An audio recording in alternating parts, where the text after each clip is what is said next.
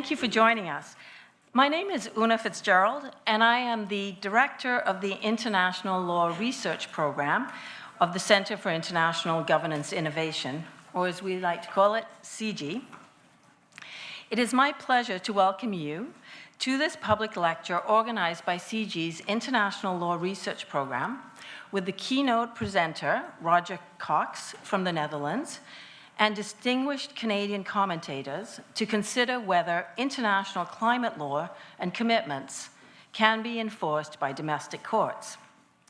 CIGI's International Law Research Program is a 10-year program funded by private donation and the province of Ontario, and mandated to raise awareness of and strengthen capacity in international economic law, international intellectual property law and innovation, and international environmental law.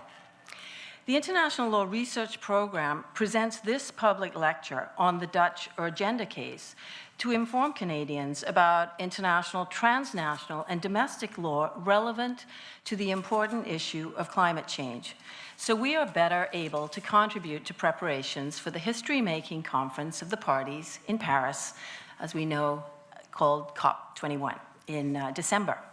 Now, before I introduce our keynote speaker, I'd like to take a moment to thank the Law Society of Upper Canada and its treasurer, Janet Miner, for generously providing the space for this event and thereby helping to advance a progressive role for law in our society.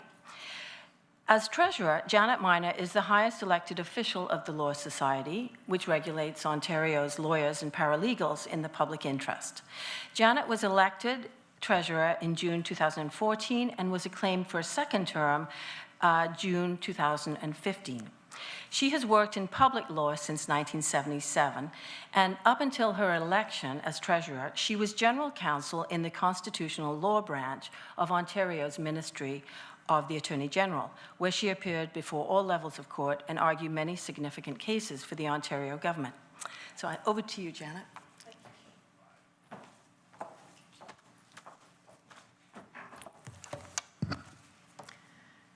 So good afternoon, and thank you, Una. I'd like to extend a welcome to everyone here, especially Mr. Cox and our distinguished panelists. It's my pleasure to welcome you to the Law Society of Upper Canada today, and I'd like to take this opportunity to acknowledge that we are holding today's event on the traditional territories of the Mississaugas of New Credit First Nation, and by recognizing the long history of First Nations and Métis peoples in Ontario to show our respect for them. So it is of the utmost importance to me and the Law Society to be able to provide a venue for events and public lectures on subjects of interest, and I would say in this case, great interest to the legal profession, to jurists, and to the public, and to be able to assist in facilitating robust discussions on issues, domestic or international, with major implications for law, governance, and society. Today's event is truly a case in point. CIGI's International Law Research Program does very important work in bringing timely international perspectives to Canada. There's much to be learned today from Mr. Cox during his first North American lecture about the recent groundbreaking Dutch climate change litigation decision and its implications for Canada and other countries. I have no doubt that you will enjoy this evening's event. I look forward to hearing the exchange of views on the potential implications for Canada and the globe. And I will say nothing more other than to say I will be listening very eagerly to both Mr. Cox and the discussion from our esteemed panel. So thank you very much.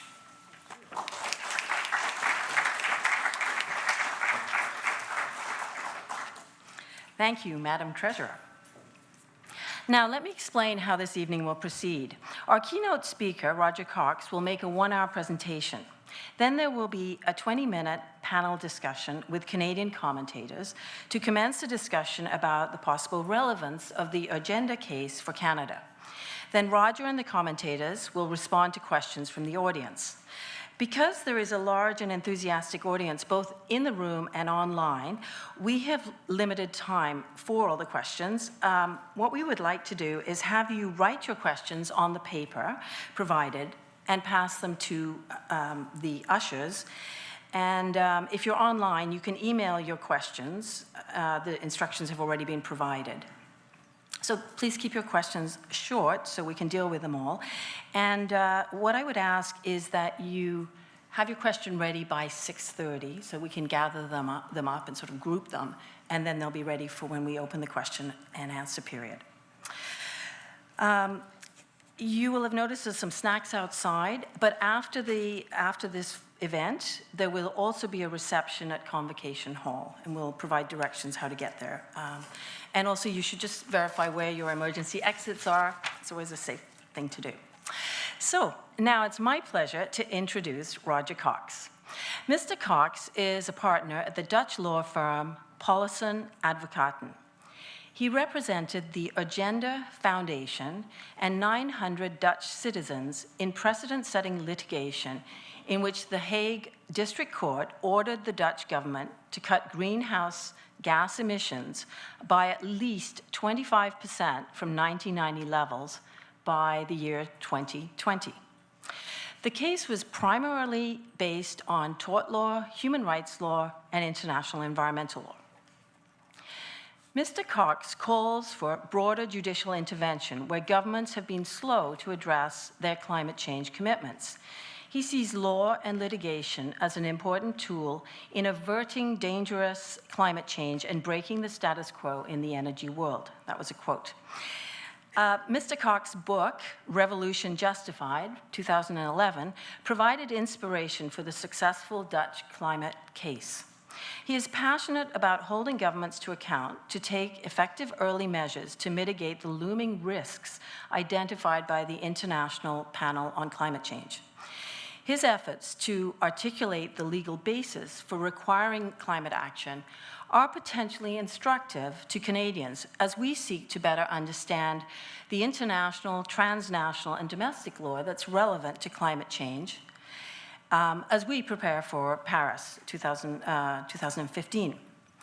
And I'm very pleased to say that as of today, I can announce that Roger Cox has joined CIGI as a Senior Fellow in the International Law Research Program. So please join me in welcoming Roger Cox.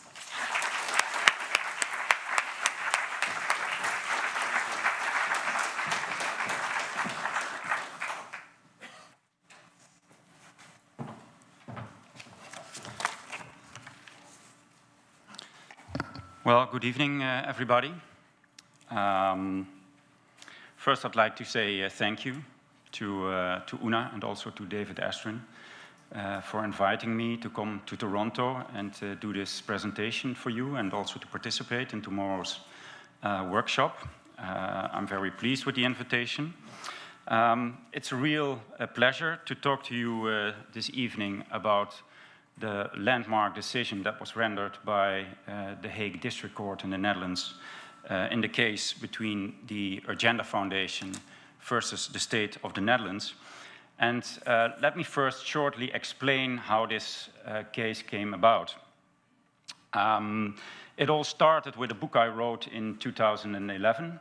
It's a book on climate change and the stalemate in politics around the issue. And in this book, I proposed that the law, and especially tort law, could be used as a lever to press governments into more adequate climate action. And in 2012, this book was translated into English, and it got the title Revolution Justified, and the subtitle, Why Only the Law Can Save Us Now. And the director of the Agenda Foundation, Marjan Minnesma, was one of the first to read the book, and as she later said to me, she was blown away by the message of the book. And for your information, the Agenda Foundation is a non-for-profit organization in the Netherlands with a statutory aim of facilitating and accelerating the transition to a sustainable society in the Netherlands and abroad. And its director, Marjan Minnesma, is widely considered in the Netherlands to be a leading person on the issue of climate change and of sustainable development in general. Now, what she did is, on her own behalf and on behalf of the Agenda Foundation, she started a campaign around the book sending over 1,000 copies to members of parliament, to the government, to the royal family, to CEOs of large corporations, to universities, think tanks, the mayors of bigger cities in the Netherlands, etc., etc. And she urged them to read the book and get a better understanding of the dangers that the deadlock situation in politics around climate change poses for societies around the world, including the Dutch society, and that the matter is so urgent if we are to avert the large-scale infringements of human rights around the globe. But she also invited all recipients of the book to enter into a dialogue with Agenda on how to enhance our climate ambitions in the Netherlands. And many institutions and people did enter into a dialogue, amongst them the Dutch government. And the first letter that the Dutch government wrote was more or less the message, well, yes, climate change is a very, very urgent problem, and yes, there should be more done about it. But we have to understand that this is a global issue, so it should be dealt with on the international stage, and there's only so much that a small country like the Netherlands can do about this problem. There were further exchanges between the government and the Agenda Foundation, so further exchanges of letters. There was a meeting even between the government and the Agenda Foundation. But in 2013, it became clear that nothing would change, that our climate policies were set for 2020. There would be no increased ambition or whatsoever, and that's when Marjan and I decided to file a suit based on the principles as described in the book, and so we started suing the Dutch government, primarily asking for an order by the court to impose an obligation on the Dutch government to reduce its greenhouse gas emissions primarily by 40% in 2020, but no least than 25% in 2020. So we can fast forward 2 years later, and now I'm here in Toronto, and I can thankfully say that this was a successful case. And because the court indeed ruled that the Dutch government has to curb its emissions by at least 25% in 2020, and in doing so, the court considered that current climate policies in the Netherlands are inadequate and unlawful, and labeled those climate policies as hazardous negligence and as a violation of the duty of care of the government versus the interests of Agenda. This decision marks the first time that a tort-based climate litigation is successful, and it also marks the first time that a court has determined what the minimum level of reductions should be in 2020 by a developed country. And interesting is that the court provided an English translation of the verdict immediately. So at the same day of the verdict, the English translation was made available by the court.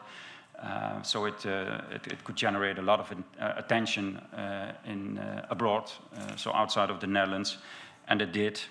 So I would say thank you to the court for doing that. So the question is, how did we do it? How did we approach this case? What is the relevance of this case maybe in other jurisdictions, and what is the relationship between this case and international environmental law? Now, I hope to answer these questions in the next 15 minutes or so, but first I would like to show you a short 2-minute video impression of the reactions after the verdict and the coverage it received. Urgenda wint in Nederland een klimaatproces. Nederland moet meer doen tegen de opwarming van de aarde. In 2020 moet de uitstoot met zeker 25% zijn teruggebracht ten opzichte van 1990. Het berusten in een geringere reductie is onrechtmatig tegenover Urgenda. Geweldig. Van A tot Z geweldig. Ik was echt aan het wachten van oké, er gaat hier nog een maar komen. En die maar kwam niet. Dus ik was, ja, zoals iedereen hier, denk ik. Ik probeerde te twitteren, ik had echt trillende vingers. Ik vind het echt een historische uitspraak waar ik word er wel emotioneel van.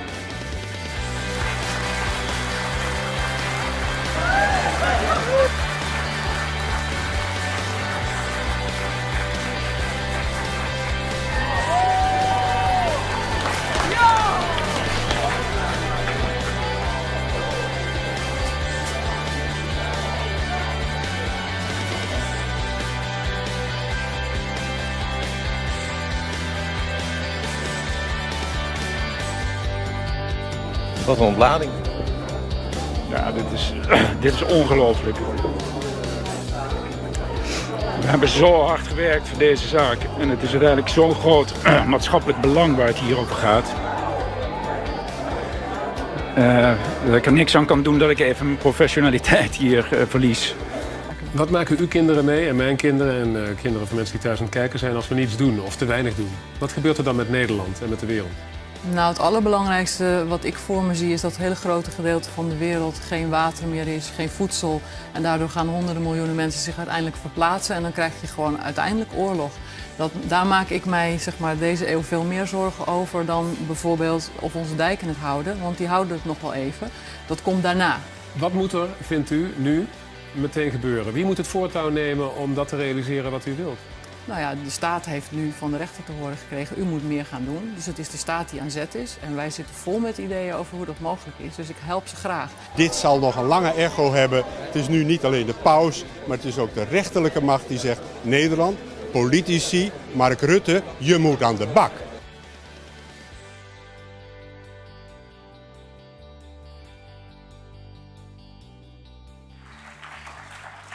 Yeah. Well, as you noticed, there were some emotions involved there, among the plaintiffs mainly, no, but also including myself, because we all in that room and everybody who was there, we understood the significance of this verdict. And I also think for us this was a judicial signal of hope, if you will. The fact that courts can protect citizens against lax climate policies of governments. And it also shows that we're not toothless against lobbies of fossil fuel industry that have a very tight grip on policies in Europe as well as probably also here in Canada. I should add that the government has informed the parliament that they will comply with the verdict on the one hand. So the climate policies of the Dutch will be from now on a 25% reduction in 2020. But the government will also appeal the case because there are some legal questions that they want to have answered by an appeal court. But notwithstanding the appeal, climate policies will change in the Netherlands because of this ruling. Now, my presentation consists roughly of 3 parts. First, I'd like to discuss the relevant aspects of climate science, and these are the aspects that are relevant in any tort-based climate litigation. Next, I will discuss the legal argumentation that was submitted to the court and that was followed by the court. And here I should add that the base is fundamentally built on tort law, on the duty of care. And because the criteria that define the duty of care in the Netherlands are more or less the same as in any developed country, this could have legal relevance for other countries as well. And that is something we hope to find out tonight and tomorrow with regard to the discussions that will take place. And the third will be a short reflection on the relationship between this verdict and international environmental law. The relevant aspects of climate science. And let me first point out here that it was our approach to convince the court that the status of IPCC reports and IPCC findings is unique in a court setting because it has exceptional evidentiary value according to our proposition. And this is why this is the case. Well, first, obviously the IPCC is an abbreviation of the Intergovernmental Panel on Climate Change, a UN body that researches and analyzes all science that is out there. be it on the issue of what causes climate change or what the consequences of climate change are for civil society, for our ecosystems, etc. And also on the issue of what mitigation and adaptation strategies could be implemented to address the climate change issue. And the first reason why these reports have a unique legal status, these IPCC reports, is that the way these reports are drafted and produced very much mirrors the process of hearing all arguments from all sides before making a judgment. And so therefore very much mirrors the principle of hearing, of fair hearing and due process as we know it in the legal world. The second reason is that these reports these drafts are subject to a dual review system. So these drafts are reviewed by external panels of scientists, and the second review is done by all signatory states to the climate treaty themselves and their national institutions and other relevant national stakeholders. And the third aspect is that the summary for policymakers that is drafted as a summary of these reports is line by line approved by the General Assembly during the conferences of the parties. So these lines are drafted in political consensus, if you will. Now, this process of hearing all arguments, the dual review system, etc., prompted Rhoda Verheijen in her book Climate Change, Damage and International Law to the conclusion, and I've used that quote here on the sheet, that no court of law could possibly deviate from IPCC findings, since any expertise put before the court would never be as inclusive as that inherent in the IPCC. Now, the Dutch state did agree with all the findings of the IPCC, so there was no argument whatsoever in this court case on the climate science. And obviously it would also be hard to contest this as a government in a courtroom because, in fact, the whole international community uses these reports and bases its policies on these reports. Now, earlier case law has also indicated the special status of IPCC reports, and I mentioned just one of those cases on the sheet. And the status of these reports is also enlarged by the fact that all relevant institutions in the world, like the IMF, the World Bank, the International Energy Agency, etc., all rely on these reports as well. Now, let's have a look at what these reports tell us, and on several aspects that are relevant from a legal and scientific point of view. Well, first, there is 100% certainty that the Earth is warming since the Industrial Revolution, and there is also a 100% certainty that CO2 has increased due to mankind since the Industrial Revolution, and the increase up till now is about 40% of CO2 levels. So our CO2 levels now are 40% higher than they were at the start of the Industrial Revolution. Now, there's a 95% certainty that these two 100% certainties are linked to one another. So that man-made CO2 is the main cause of the warming. And there's a 90% certainty that all regions in the world will be adversely affected with a rise of 2 degrees Celsius of the average temperature of the Earth or more. And again, there's a 90% certainty that the warming till today is 0.8 degrees Celsius. Now let's have a look at the observations that we can see now while the world has warmed with only 0.8 degrees Celsius. 75% of North Pole summer ice has disappeared in the last 30 years. I mean 75% of the volume of the summer ice of the North Pole. So 50% of the extent of the ice cover is gone, and it's only half as thick, the ice, as it was 30 years ago. As of 2012, there has been melting identified all over Greenland, so the Greenland ice cap. And as ice melts, it gets darker, and darker ice absorbs more heat and reflects less sunlight.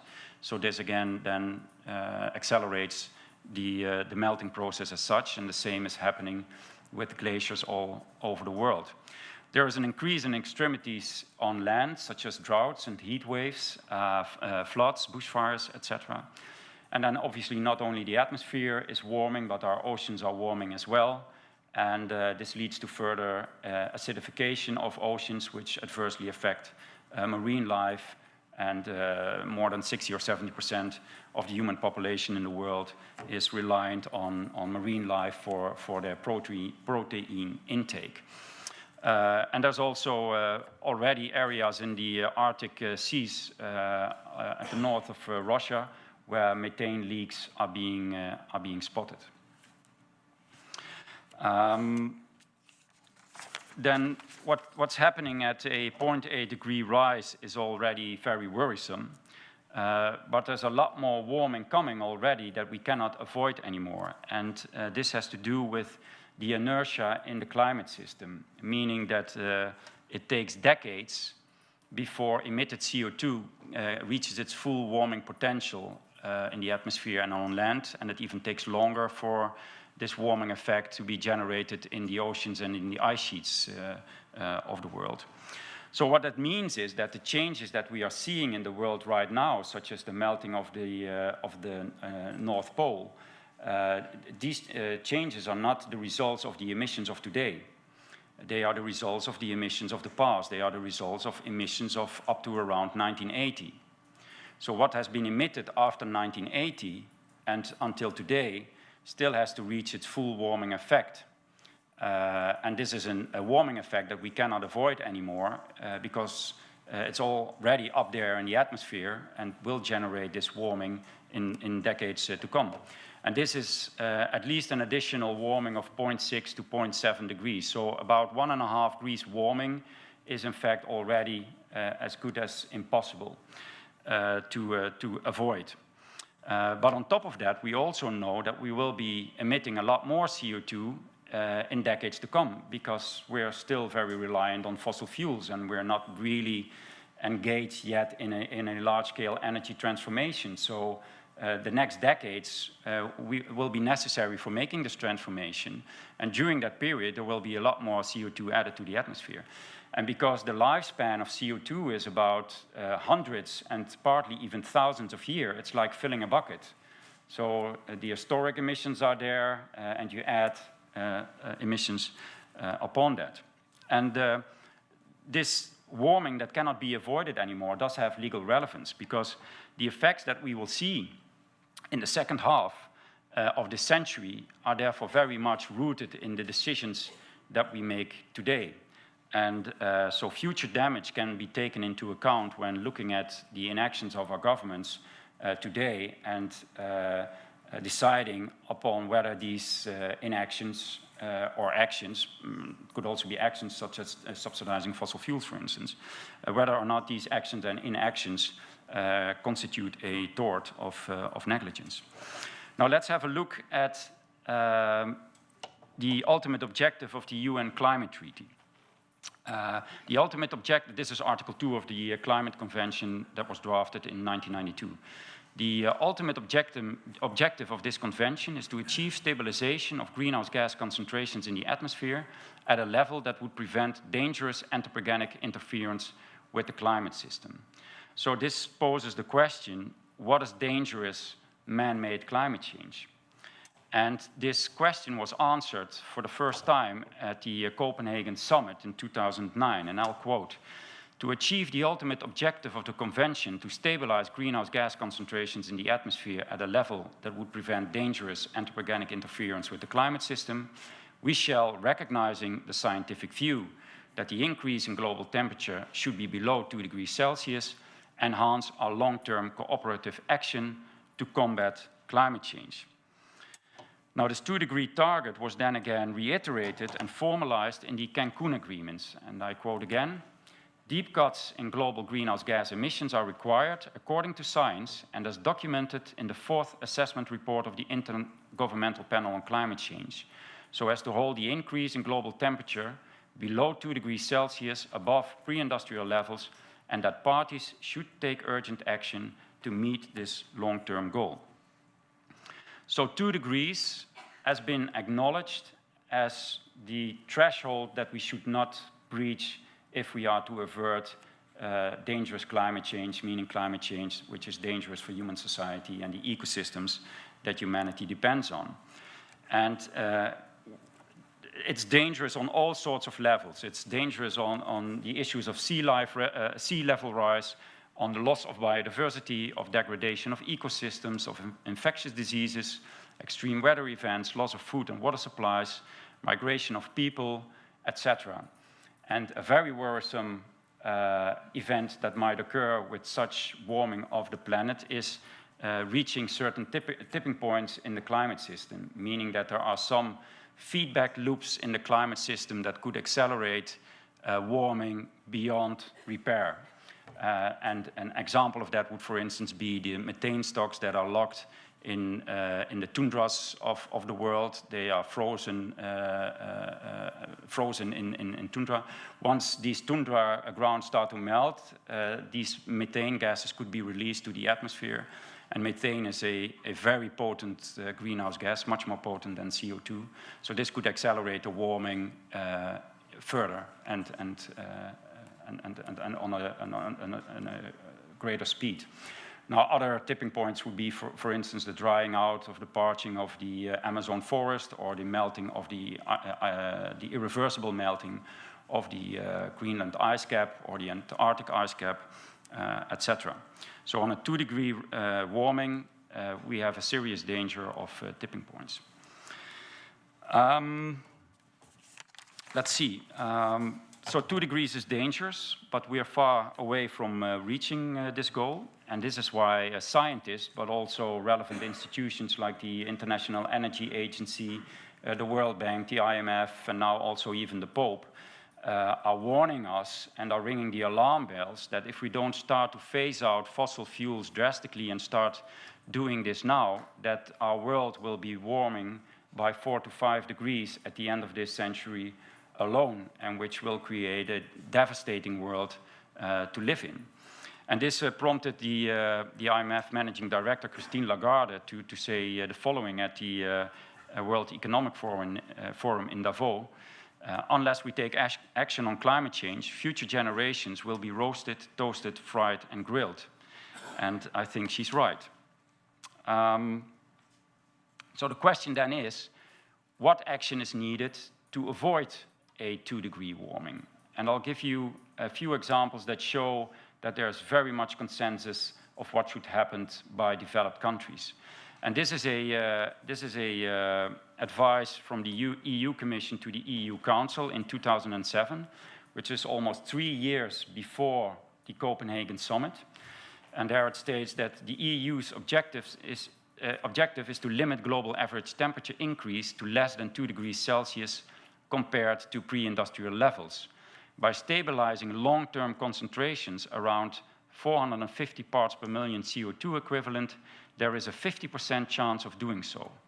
Now, CO2 equivalent is just a scientific way of saying all greenhouse gases combined, and 450 parts per million means that of every 1 million atoms in the atmosphere, a maximum of 450 of them could be greenhouse gases. And if we stabilize at that level, 450 parts per million, we have a 50% chance of staying below 2 degrees. Now, this is what the Netherlands Environmental Assessment Agency, which is the formal agency of the government, said in 2010. Emission reduction targets of 25 to 40% below 1990 levels in 2020 would be consistent with stabilizing long-term levels of greenhouse gas concentration levels at 450 parts per million CO2 equivalent. And this concentration level has a reasonable chance, 50%, of avoiding an increase in global average temperature of more than 2 degrees Celsius. So stabilizing at a level of 450 parts per million requires a reduction of 25 to 40% in 2020. Now you might say, well, this is a Dutch opinion, but I'll give you another quote, and this includes Canada, because this is a statement of the Annex 1 parties to the UN Climate Convention made in Cancun in 2010. And it says, achieving the lowest levels assessed by the Intergovernmental Panel on Climate Change to date, and they refer here to the 450 parts per million CO2 equivalent, and its corresponding potential damage limitation would require Annex 1 parties as a group to reduce emissions in the range of 25 to 40% below 1990 levels by 2020. And also Canada and all developed nations acknowledged this fact. Now, where do all these statements are all derived from the IPCC reports. This is an overview of 3 mitigation strategies that were set out in those reports. A 650 parts per million stabilization, stabilizing at 550 parts per million, and the lowest scenario is the 450 parts per million scenario. And I'm not sure if you can read it. Well, you can. You'll see up there that by 2020 it requires Annex 1 parties, again including Canada, to reduce their emissions by 25 to 40% relative to 1990 levels. And for 2050, this would require a reduction by 80 to 95% of the reduction. So by 2050, we should almost completely be a carbon neutral economy if we are to stay below 2 degrees. So to give you some reference of what it means, this 450 parts per million CO2 equivalent, and this is a graph of just CO2, so it does not include other greenhouse gases. But as you can see here, this is, we go back 800,000 years, and on this vertical line you'll see the concentration of CO2 levels. Now, what I'm about to say now is derived from the IPCC reports. The minimum level of CO2 in the atmosphere during the last 800,000 years has been not lower than 180 parts per million. And the highest account has been 300 parts per million. So in the last 800,000 years, we've had a concentration level between 180 and 300 parts per million. And obviously, the lower parts does mean ice ages, and these are interglacial warming periods. Now, this is also very relevant because the last 10,000 years, we have only had concentration levels between 260 and 280 parts per million. So this means that during the period when we changed from being hunter-gatherers to farmers and city dwellers, the concentration level in the world has been very stable and has been a level between 260 and 280 parts per million. And during these last 10,000 years, the climate has been very stable, and sea levels have also been very stable, and that's the reason why we started, one of the reasons why we started to become farmers and build cities in the delta regions of the world. So when we started with the Industrial Revolution, the concentration level in the atmosphere was 280 parts per million, and we are now at a level of 400 parts per million. And then the question is, how much time do we have before we will reach 450 parts per million? This one's not working. It's this one. And this is a quote from the IPCC report from last year. Baseline scenarios, so scenarios without explicit additional efforts to constrain emissions, exceed 450 parts per million CO2 equivalent by 2030. So with current climate policies in place, we will have reached the concentration level of 450 parts per million CO2 equivalent in 15 years' time. And you could also put it in another way. This means that we have a carbon budget for 15 years if we keep on doing what we're doing. If we do that, then 15 years later, we would have to suddenly cut off all use of fossil fuels, which is obviously not possible. So the only way to tackle this problem is to reduce the emissions now as much as we can, so we can save parts of our carbon budget for the period after 2030, because it's evident that we cannot transform our society from a fossil fuel-driven energy economy to a emissionless economy in 15 years' time. This will take 30, 40, 50 years, maybe even. So this carbon budget is a very strict budget, and we have to be very careful about it. So we need more time to spread the budget, and this means stronger reduction, and for your information, much stronger reduction than all the pledges that are now handed to in the anticipation of the Paris summit. So these pledges that are made right now by China and the US and Europe, etc., are absolutely not enough to keep us below 2 degrees. So strong reduction now is necessary, and the good thing about this is that postponing strong and strict measures is a lot more expensive than starting to implement stricter climate policies right now. And this follows from, amongst others, the report of reports of the International Energy Agency. And the International Energy Agency translates IPCC reports to policy documents for policymakers, and also has a view on the financial impact of those policies. And I'll give you 2 quotes from the International Energy Agency. To keep an open and realistic chance of meeting the 2-degree target, intensive action is required before 2020. And delay is a false economy, because delaying action is a false economy. For every dollar of investment avoided in the power sector before 2020, an additional $4.3 would need to be spent between 2021 and 2035 to compensate for the increased emissions. So what we don't do before 2020 will cost a lot more after 2020.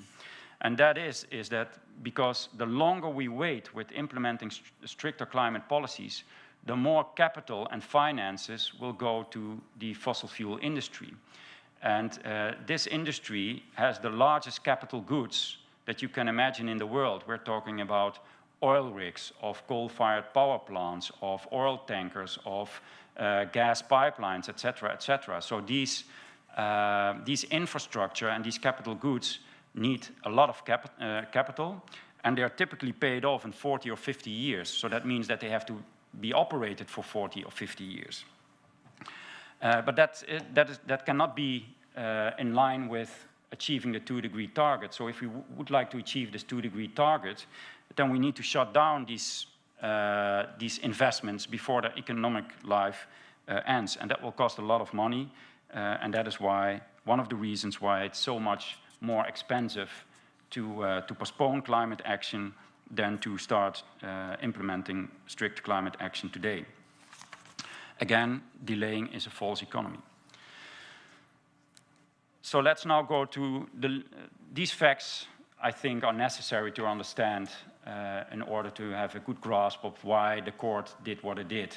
And I think any climate litigation would have to pay attention to these and other climate-related facts in order to be successful. So urgent action is needed, but it's not forthcoming, and this puts us and next generations at grave danger. So this begs the question, can this be justified? And the Dutch court said, no, this cannot be justified. Now, before discussing the court ruling, I would like to first make some other considerations, point out some other considerations from different sources. And I would like to come back again to the Cancun agreements, because it was also stated there that climate change represents an urgent and potentially irreversible threat to human societies, and climate change-related impacts have a range of implications, both direct and indirect, for the effective enjoyment of human rights, inter alia the right to life. Now, this connection between climate change and the right to life has also already been made by the European Court of Justice in earlier case law. And there the court said, emissions of greenhouse gases are amongst the main causes of climate change. It should be noted that climate policy is also designed to protect the health and life of humans.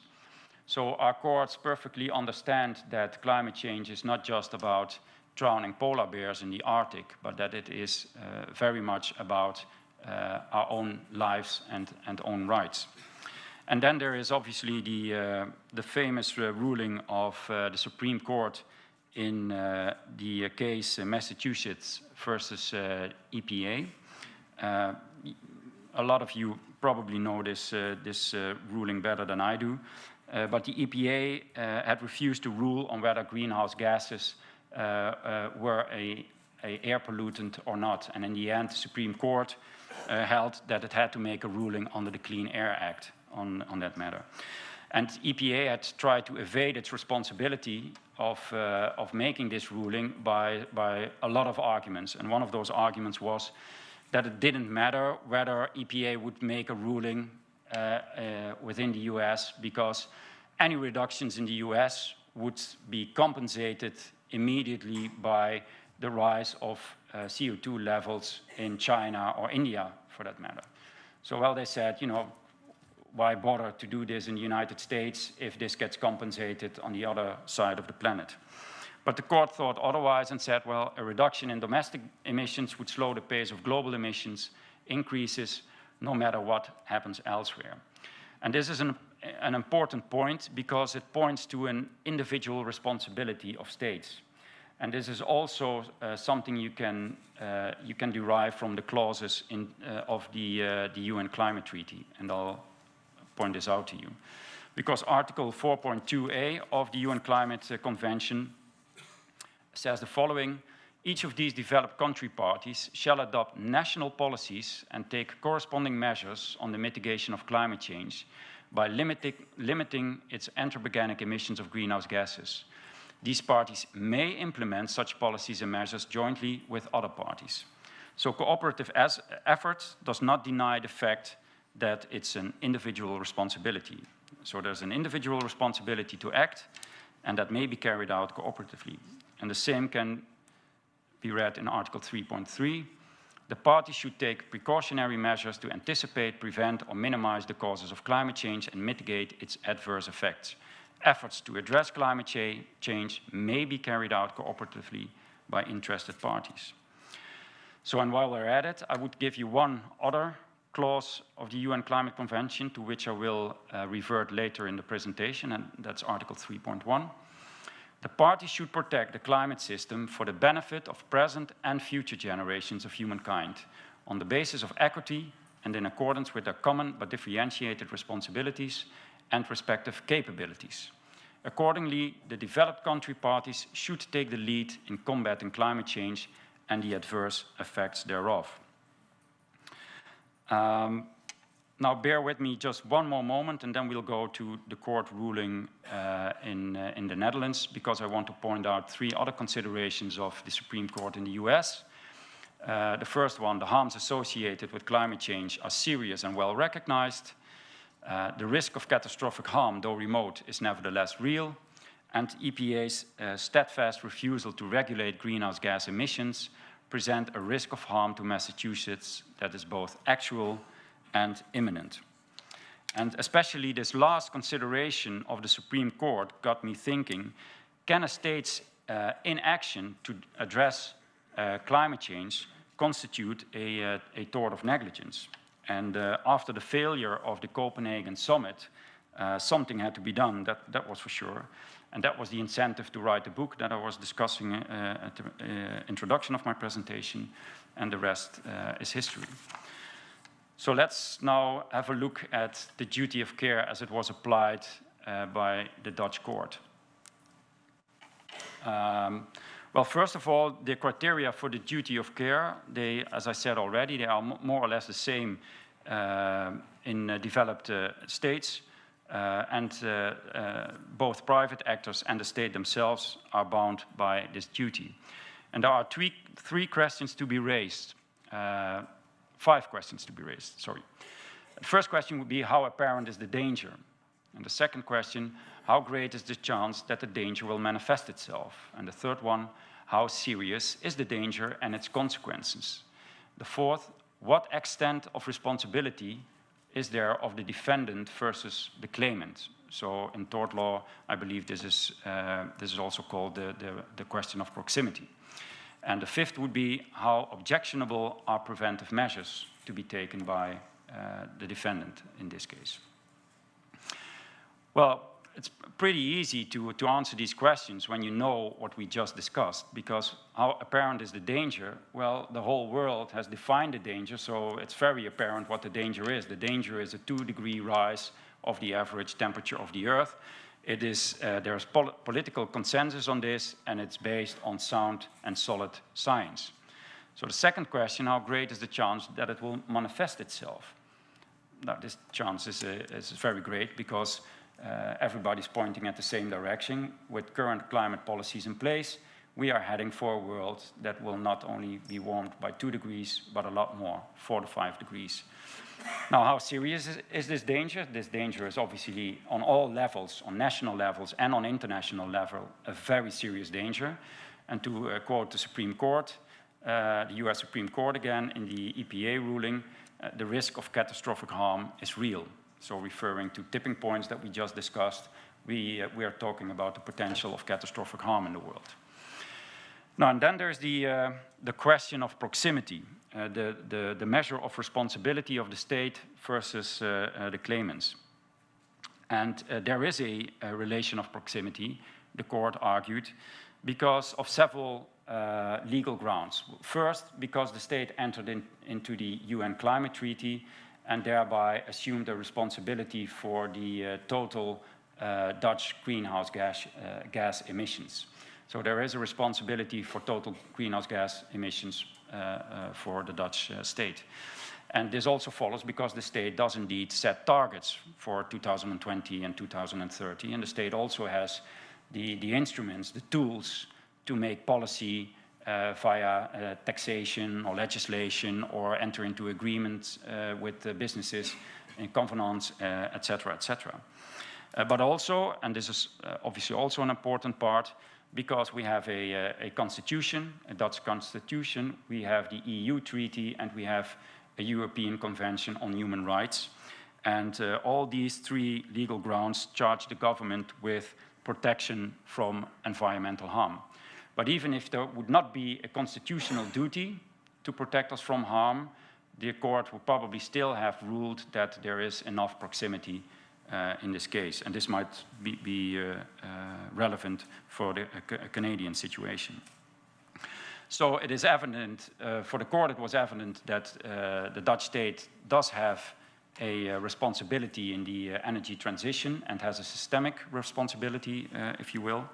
And one of the defenses of the state was, well, look, we're not the real emitters here. The emissions are not done by the state. It's the businesses in our country, it's the citizens themselves that do the emitting. So there cannot be any proximity on our end because we are not the causes of this problem. But the court overruled this argument because of the grounds that I just mentioned. So an extent of responsibility, yes. And to me, it's also a very logical answer because our states regulate our environmental in all kinds of ways and do this also on the aspect of climate change. So I don't think this is a very exotic view by the court, but I'm very much like to hear how people here in Canada think about that question. Now, and then the 5th question is, how objectionable are preventive measures in light, obviously, of the danger that we just discussed? And, well, the court there said there is the energy efficiency and renewables are firstly readily available, so they can be implemented. So it's not like we have to find a solution for this problem. The solutions are already there. And looking at our neighboring countries, countries like Denmark and Germany, for instance, they have even set a target of 40% reductions in 2020, and they are well on the way to achieving those goals. And these countries happen to have very strong economies, stronger than the Dutch economy. So, and there is not a single multinational company that has left Germany because of its strict climate policies. And that is because there are so many ways that a government can compensate large businesses for any adverse financial effect that strict climate policies might have. So they might create other tax incentives in other areas to keep these companies within their territories. So that's also not a problem. And we were just aiming in the Netherlands for just 16%. So Denmark and Germany are doing more than twice what we were trying to do in the Netherlands. So their economies are doing fine, their businesses are doing fine, etc. Well, there's a lot of arguments that can be put forward why in a court you can easily prove that taking measures on climate change do not have detrimental effects. Also on the issues of climate, carbon leakage, etc., etc. These discussions can be very well held in court, and you will most likely end up with a positive ruling on this fifth criteria as well. And this is very much different from the media discussions that you will have, because in the media, a politician will just say, just a one-liner like, well, we can't do that because we will ruin our economy. Well, you can say that in court as well, but you have to have some proof that this is a viable statement. And, but in court, there is, at least in this case, no viable proof that you cannot increase your reductions by a certain, within a certain period and still have a good running economy. And also, not unimportant, obviously, the state did not argue that a 25% reduction would be a disproportional burden or would lead to disproportional high costs when related to a trajectory, an emission reduction trajectory that would be postponed. So, as we already discussed, it's not more costly to start implementing stricter climate policies, and the Dutch state had no defense on that part as well. So the duty, the court on the duty to avert the dangerous climate change, well, given the high risk, the state has a duty to take measures to prevent it, the court ruled. Reductions of 25% in 2020 are not disproportional and are feasible. And then the third part, it's not decisive that reductions will have minor effects on a global scale. Now, for your information, the Dutch contribution to worldwide global emissions is just 0.5%. So that's not very much. That's less than Canada. But still, the court ruled that it's a scientific fact that any emissions from any country contribute to climate change, however small, and that no single country is solely responsible for climate change. So the US is not responsible on its own for climate change, Canada isn't, China isn't, and the Dutch aren't either. It is a problem because we all use fossil fuels. If Canada was the only country to use fossil fuels and the others didn't, then we wouldn't have a problem. So it's a problem because it's the accumulation of our activities in all countries together.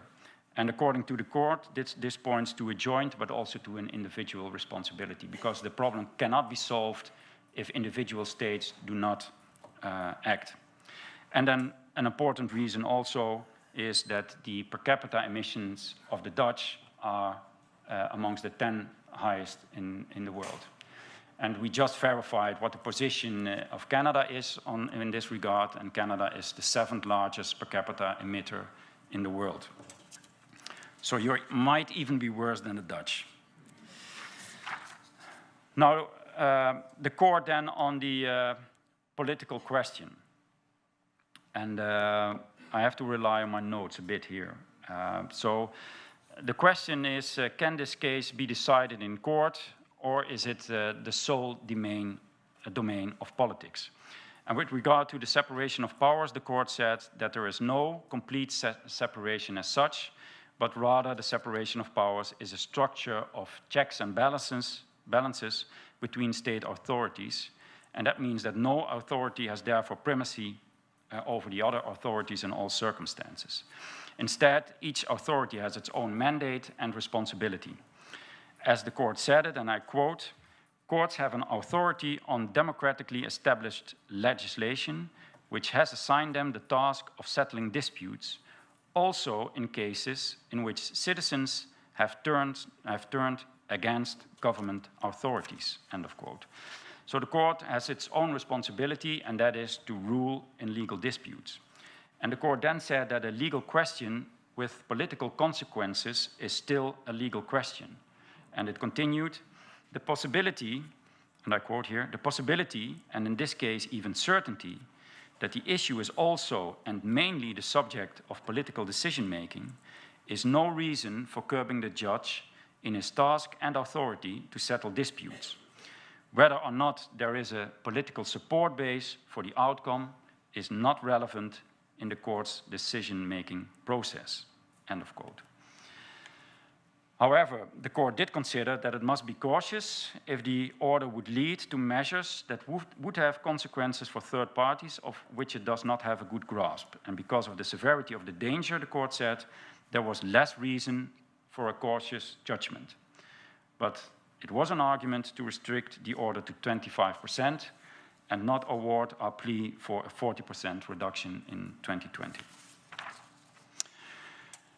Now then finally some reflection on the context of international law. And it's obvious that it's hard or even impossible to directly rely on a treaty such as the UN Climate Convention. And this is obviously something we knew and we also accepted in these legal proceedings. But we did contend that objectives and obligations, principles, etc., contained in the UN Climate Convention and also in other treaties can help define what the duty of care is in this given situation. And the court agreed and motivated this relevance of international law as follows. A national law standard may not be explained or applied in a manner which would mean that the state in question violates an international law obligation unless no other interpretation or application is possible. This is a generally acknowledged rule in the legal system. This means that when applying and interpreting national law open standards and concepts, such as the open standard of the duty of care, the court takes account of such international law obligations. This way, these obligations have a reflex effect in national law.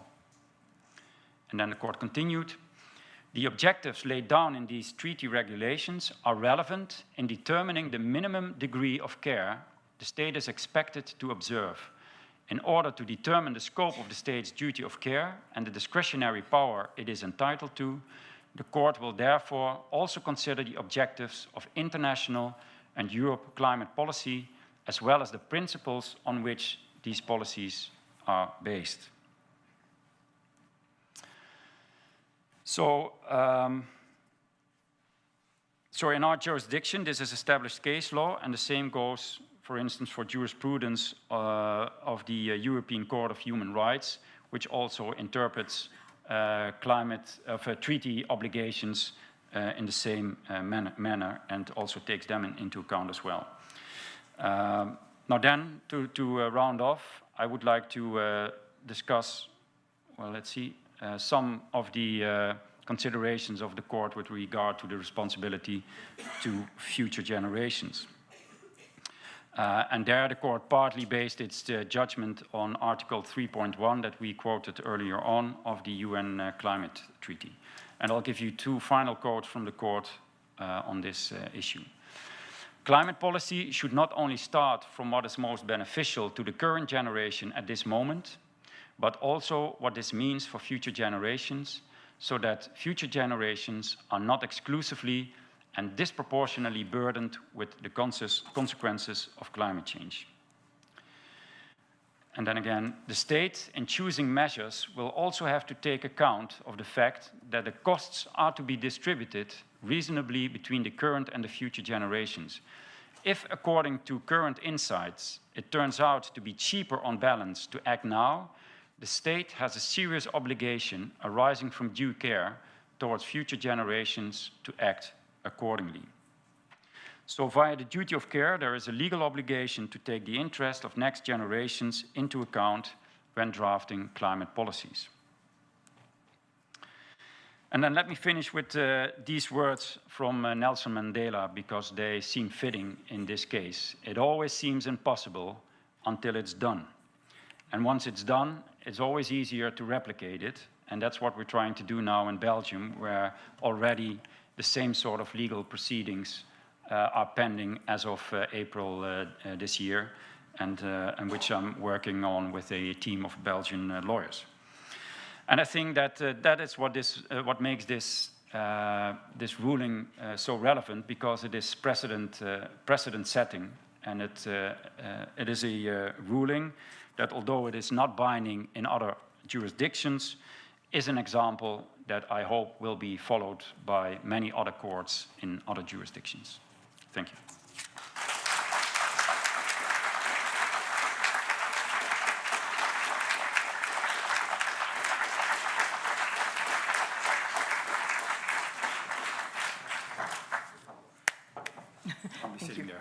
Okay. No, you can sit here. Oh, here? Yes, do sit there. Thank you very much, Roger, for that wonderful explanation of this very complex issue. So I would like to now invite our panelists, our esteemed panelists, Honorable Stephen Gouge, Dean Lorne Sossin, Professor Louis Clark, and David Estrin, CIGI Senior Fellow, to take their seats here beside Roger. And now I'll introduce our four speakers, our four panelists, who are going to comment from a Canadian perspective on these issues. So immediately to Roger's left is the Honourable Stephen Gouge, who was a senior litigator before all levels of Ontario courts and the Supreme Court of Canada before being appointed as a Justice of the Ontario Court of Appeal, a position he held for 18 years and where he earned a reputation for writing clear and strong decisions. Since May of 2014, he has been counsel to Pallier, Roland, Rosenberg, Rothstein. And sorry, I just wanted to remind you to please pass your questions to the women who are walking around, okay? Because we'll be answering them soon. Okay, next we have Professor Louis Clark. Actually, we don't. We have David Estrin. Okay, we'll do David next. To Stephen Gouge's left is David Estrin. David is a CIGI Senior Research Fellow, and he is the brains behind this initiative. He did a lot of work with Sutan, a research assistant, to prepare this event. So special thanks to David.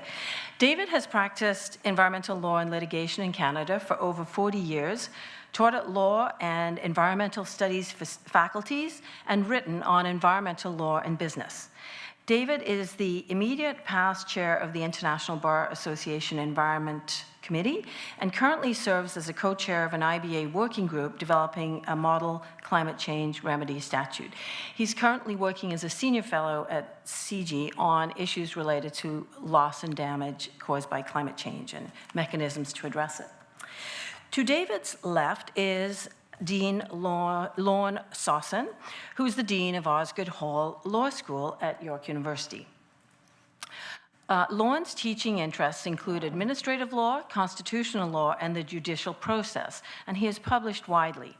He has written an authoritative book, The Law of Justiciability, which is often cited by the courts. Lorne serves also on the boards of the National Judicial Institute and the Law Commission of Ontario. And then at the far end, we have Professor Louis Clark, QC. He's a leading academic in Canadian tort law, being the author of Tort Law, 5th edition, 2012, and the co-author of Canadian Tort Law Cases, Notes, and Materials, 14th edition, 2014. His works have been cited on numerous occasions by the courts in every province in Canada and the Supreme Court of Canada as well. He has served as Dean of the Faculty of Law, University of Alberta, and is currently a Professor Emeritus at that university. Now, depending on your perspectives on the appropriate role for courts in public policy issues, as members of the audience, on hearing Roger's account of the agenda case, you may perceive both grounds for optimism and grounds for pessimism that the agenda litigation could be imitated in Canada. Now, the International Law Research Program of the Centre for International Governance Innovation is not necessarily interested in promoting litigation, but is very interested in understanding the legal basis for bringing such a case based on international law before Canadian courts, and considers this to be an interesting opportunity to explore and clarify both the limits and the potential of domestic and international law in addressing this important issue of climate change. The panel discussion and question and answer period now, the question period with the audience, is meant to explore these issues further. And then CIGI will deepen its analysis of this matter in other events we have organized. You heard about the workshop tomorrow as a first step. So we're very fortunate to have these 4 leading jurists to initiate this discussion about the Canadian context.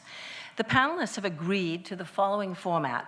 Each will react to the same 2 questions that I will pose, making this more of a conversation than talking heads.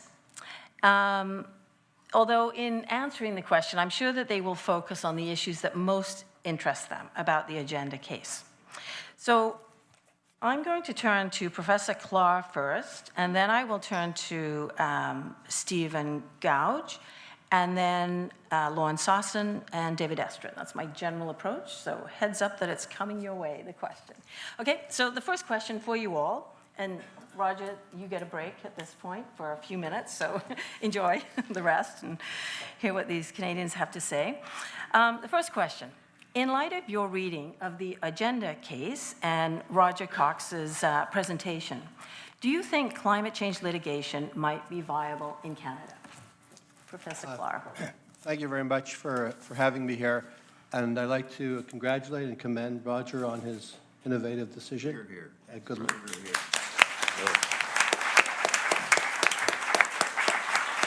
No, I'm going to be very brief.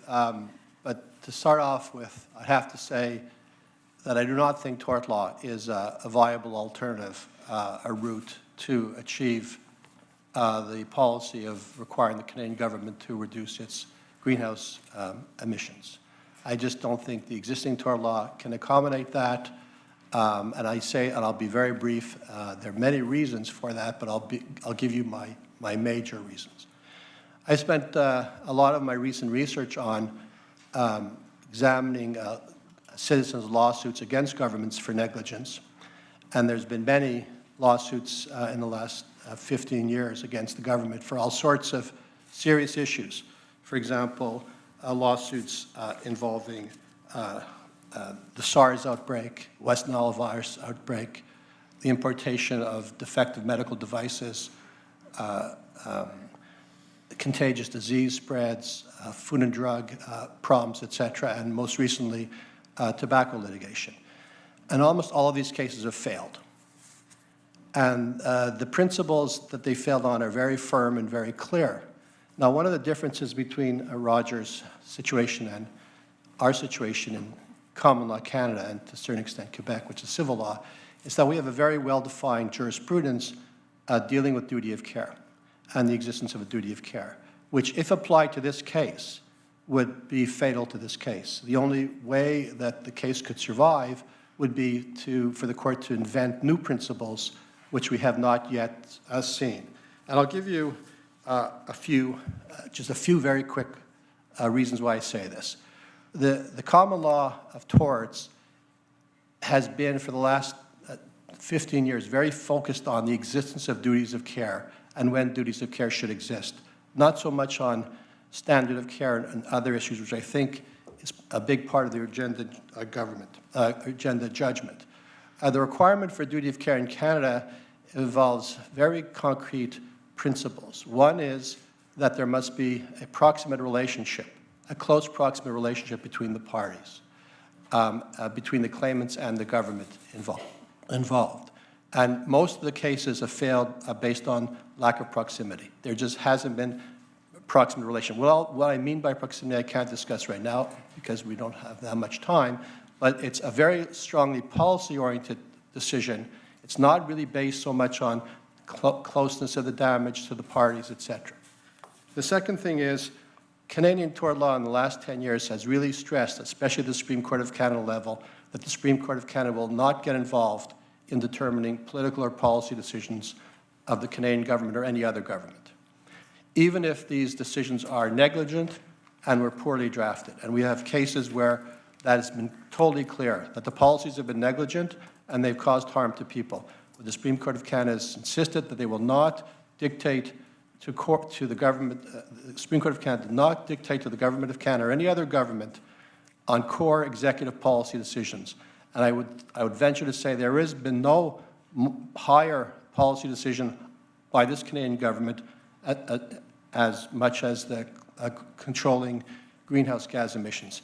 Canada, as I understand it, is the only country that has withdrawn from Kyoto, and it also repealed the Kyoto Implementation Act. It's made its policy very clear, and that would be a big hurdle for a court to try to undo that policy.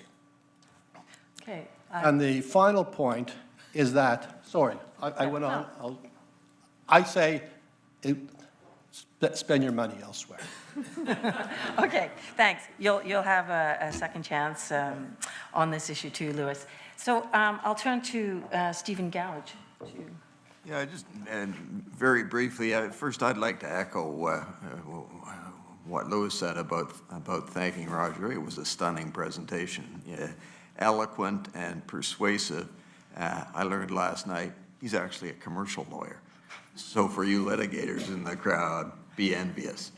And he's doing it in a language other than his native tongue. Just to sort of give you my sense, I sort of tend in Louis's direction, but I am really enticed by two things. First of all, the enormity of the damage that we are facing, so the enormity of the harm. And secondly, the responsibility of the state to take some steps to minimize that damage.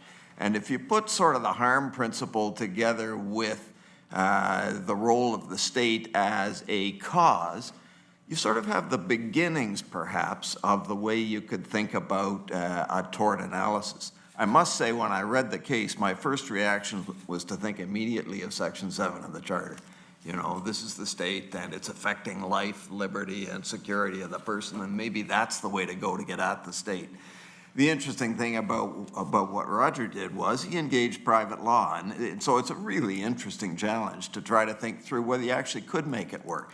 In answer to Louis's 2 points, proximity, one answer may be, Louis, that you could start to approach it by saying, is it reasonably foreseeable that there will be catastrophic harm if the state does not act to control emissions?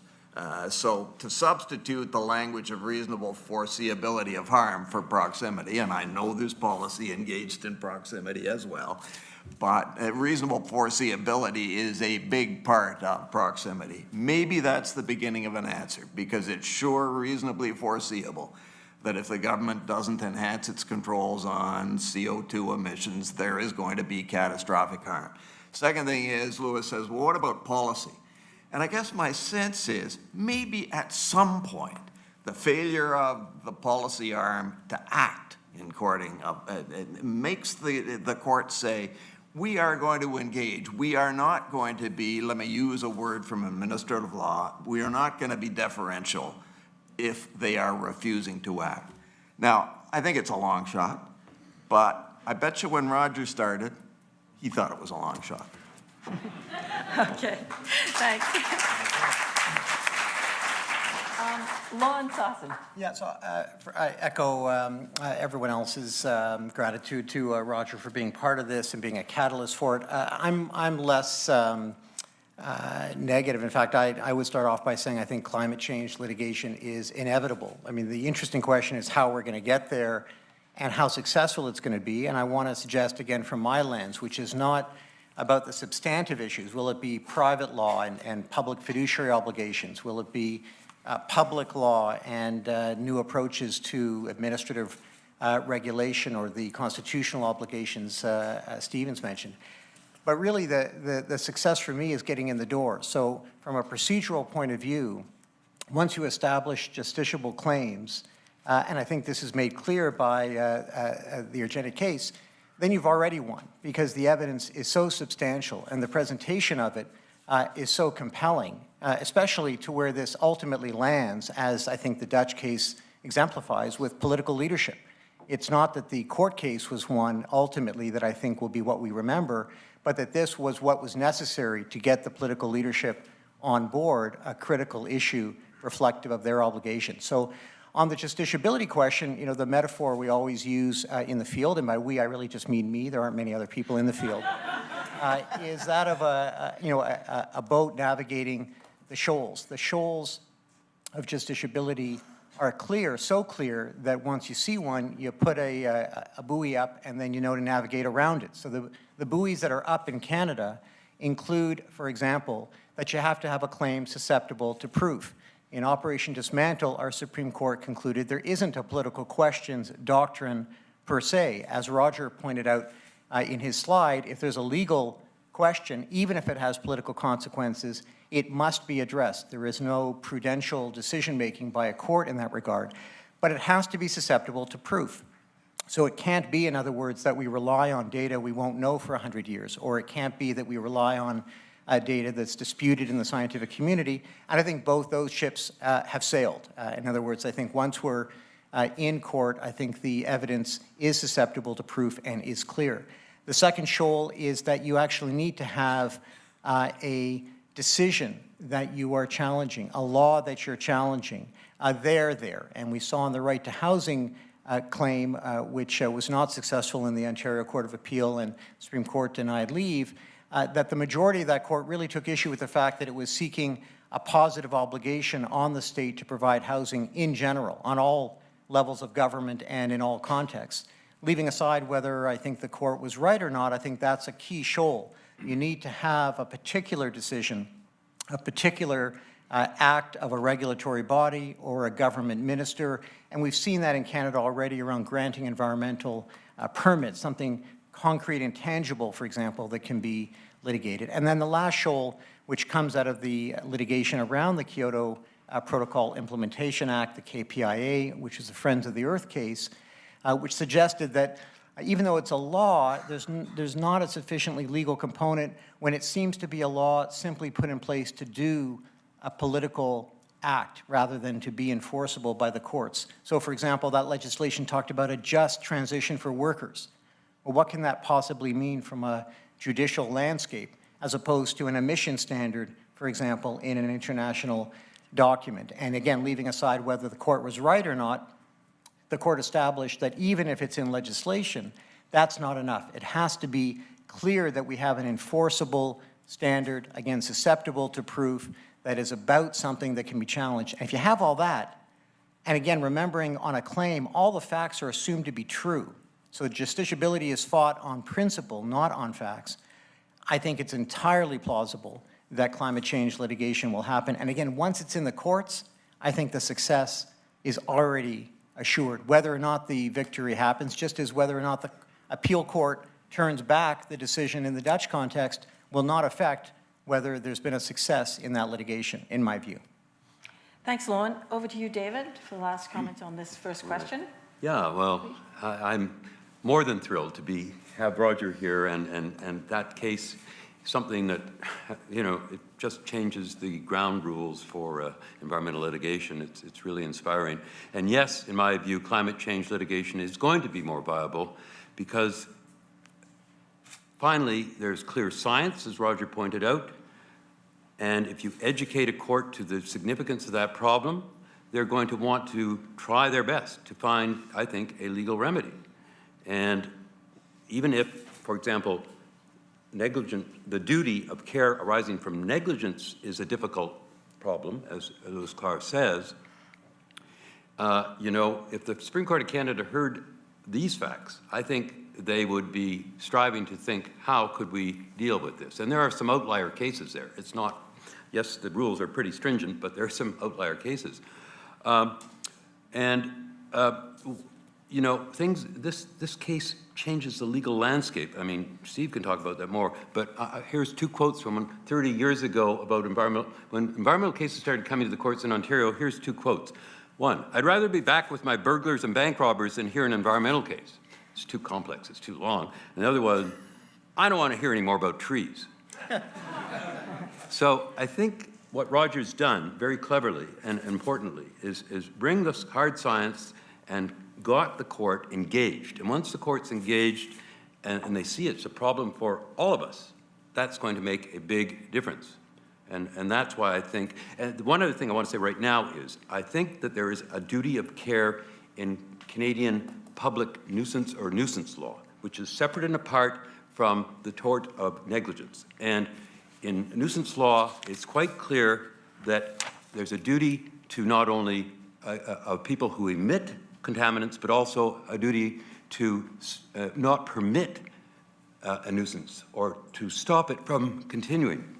And the Canadian government and other governments clearly control emitters of carbon in this country. They have complete regulatory control, and to the extent that they say that they are aware there's a problem, they have the ability to control it.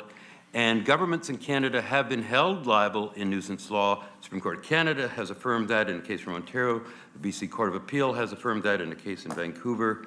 And we don't get into these real great policy considerations that are inherent in negligence law. So I think there is scope in that regard. Thank you, David. Okay, we have a second question I'm going to ask, and I'll ask our esteemed panelists to keep the answers fairly quick, because there's going to be lots of opportunity to answer the 20 to 30 questions from the audience, okay? So the set question we had was, from your perspective, what do you consider to be the most significant aspect of the agenda case for Canadian law and the Canadian context? So over to you, Professor Klar first. Okay.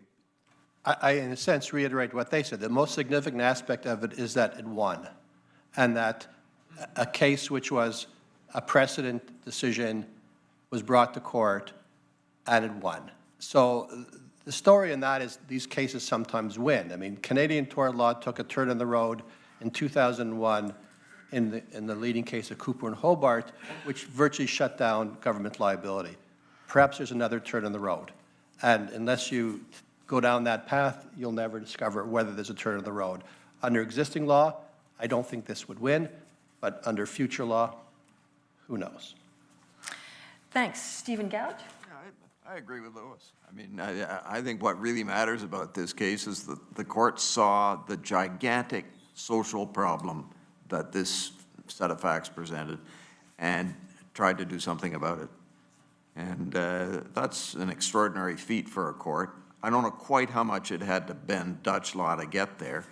I think all of us say Canadian courts would have to bend some in order to accommodate it. But clearly, if the challenge is big enough, the court may well be up to the task. Thank you, Stephen. And Lauren? Yeah, so I think the tipping point metaphor which Roger used is right, and we saw this in tobacco litigation. We've seen it in other contexts, that once you get over the conceptual hurdle, you get your mind around the idea that there is a lawfulness or unlawfulness to this activity, not just a political desirability or economy versus trees, whatever it might be. That changes the discourse. It changes the dynamics. It changes also the biggest question of all for politicians and judges alike, which is, I think, evoked by the Mandela quote, and it's, what side of history do you want to be on? And I think ultimately this is one of those tipping points we'll look back on, where a lot of people looked in the mirror and said, what side of history do I really want to be on? Do I need to be on? Never mind, do I want to be on? David?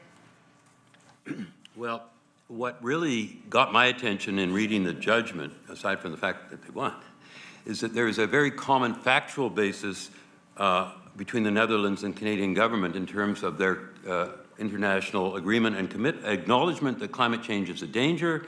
And as the slides show, we're in the group of Annex I countries. We agreed in Cancun that this was appropriate.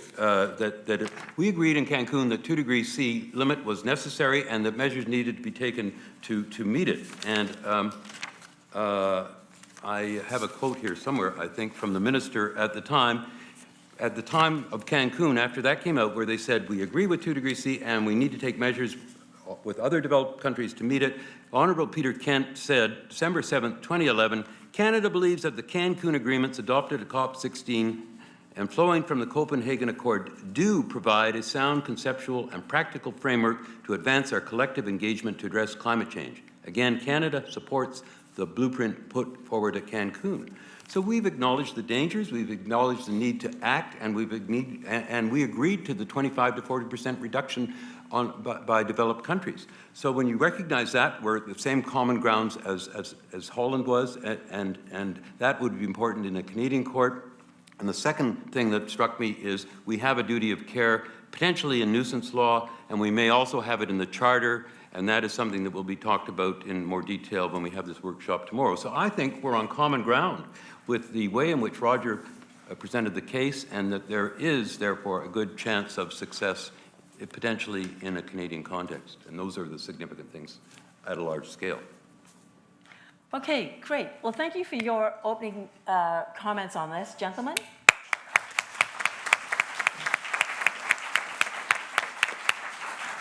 And now we have the massive challenge of dealing with all the questions, because I have an unlimited number here, and I gather there are more over there. So I'll just pass a few questions to Roger first, because 3 questions were directed only to him. Then I have some questions that are directed only to 1 or 2 other panelists, and then the rest are for the whole panel. So let's just start with a few little ones for Roger. Roger, might the Dutch government, I'm going to read the 3 of them, okay, since that makes it faster. Might the Dutch government decide not to appeal after all? And secondly, and that was from Ron Allison on webcast. And the next question, are you concerned that the Dutch government will lower emissions by exporting them to other states, for example, through the movement of CO2 emitting industries?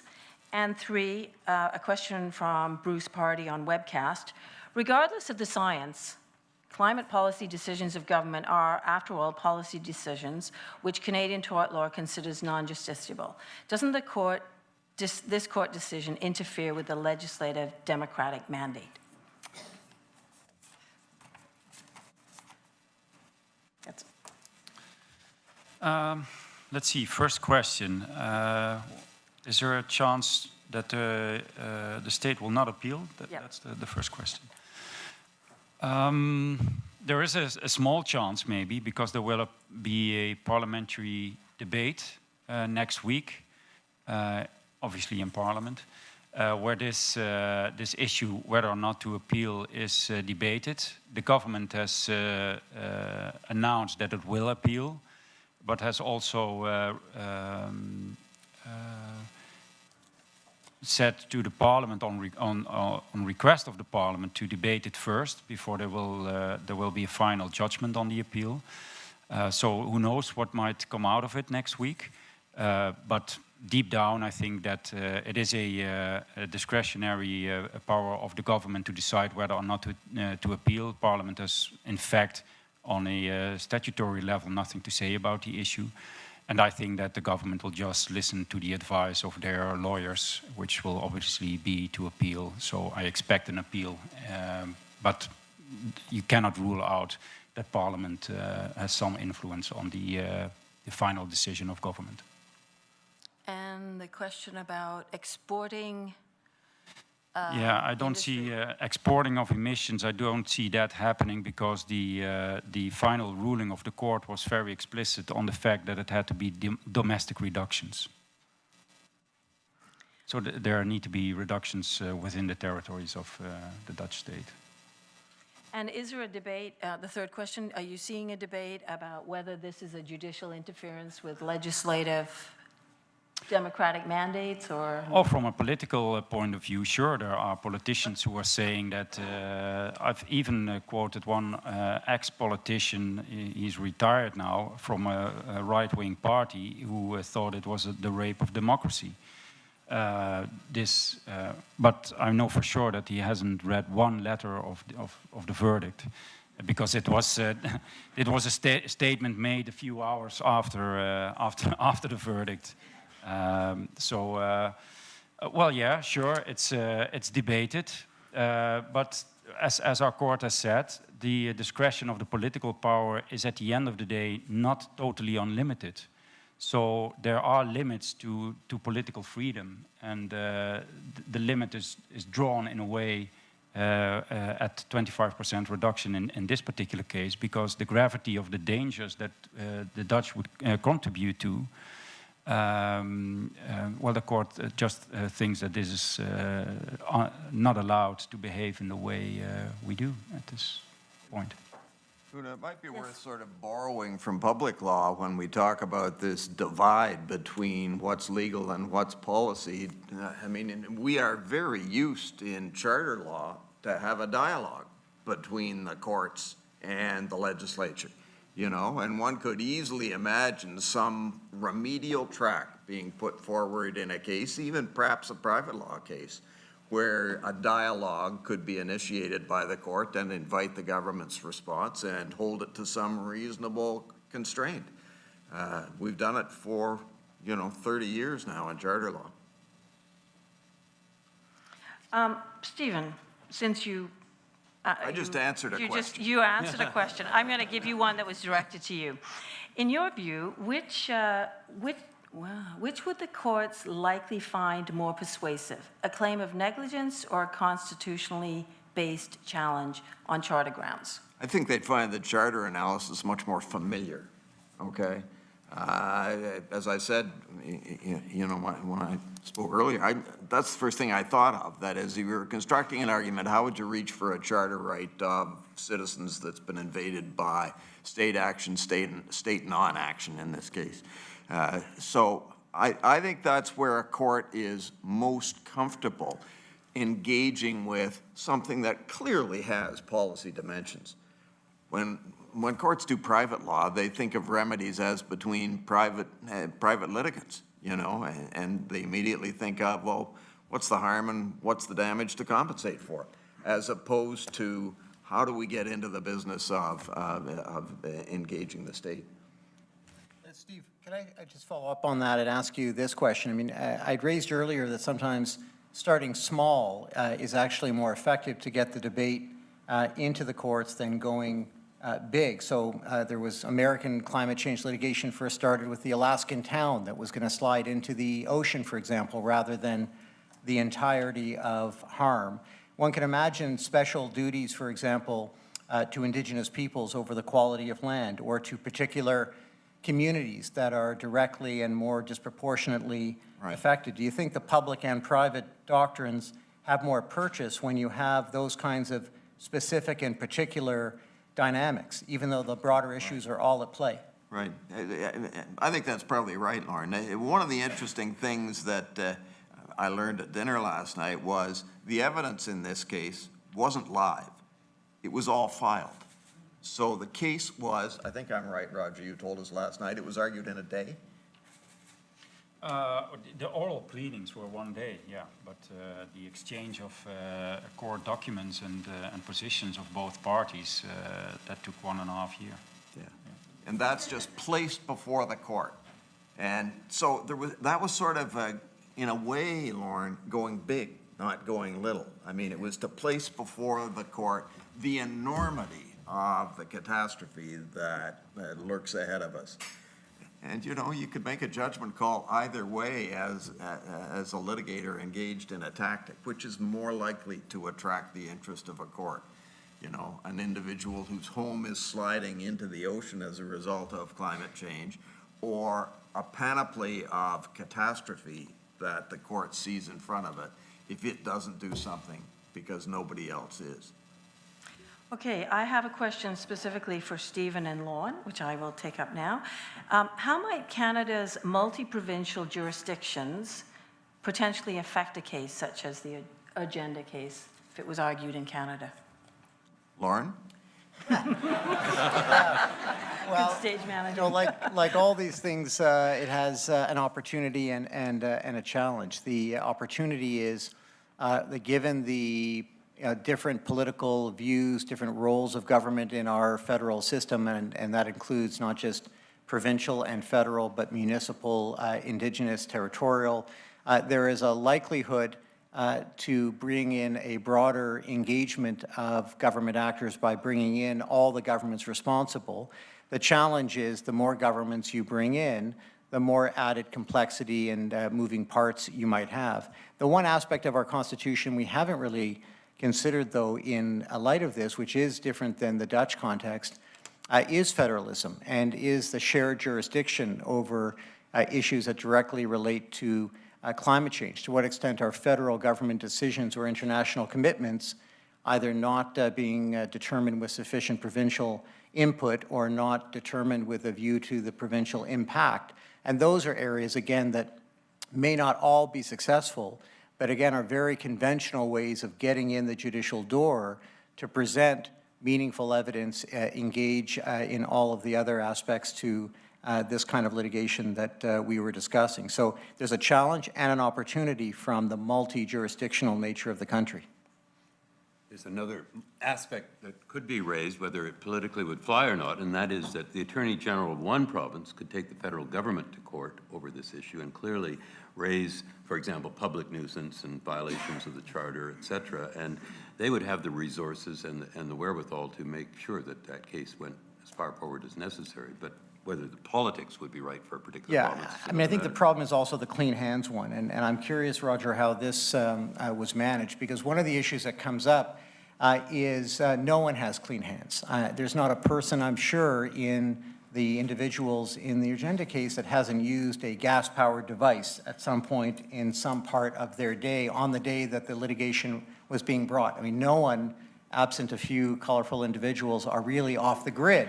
So we're all contributors. We're all, every province, every municipality, every community, every individual is causing harm all the time. And once you accept the principle that it doesn't matter how much, it can be 0.5%, 0.05%, then you have to get over the hurdle of no one having clean hands in this debate. So to say we're concerned with government regulation is fine and appropriate, but we're also concerned with what kind of light bulbs you use and how our companies conduct themselves. And all of that, in other words, has to change to be meaningful. And a court case can obviously not tackle all of that, but can, I think, risk bringing up that question of how to deal with all of the multiple ways in which we've gotten into the carbon economy that we live with.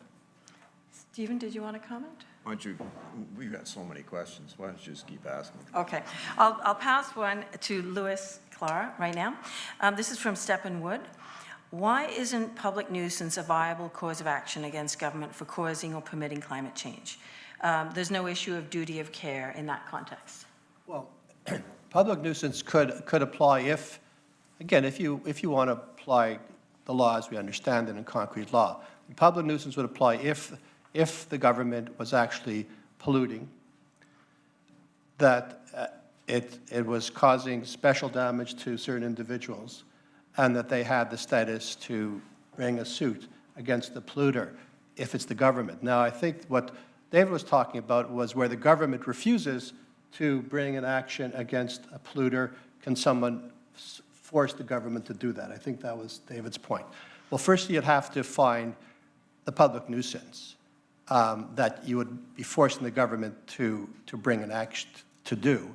And I think that even in that area of requiring governments to take action, there is a policy core there. There is a public policy core there. If you know, the Supreme Court has not limited its operational policy dichotomy to negligence law. It can apply across the board. For example, it's even applied to occupiers' liability law or to municipal law. So that I don't really see public nuisance as a viable cause of action to require the government to reduce greenhouse carbon emissions as part of its policy.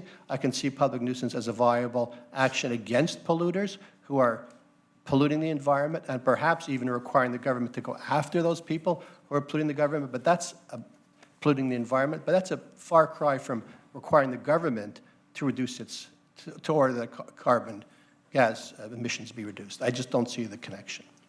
Can I just David? Yeah. Add some clarification to where I stand on that?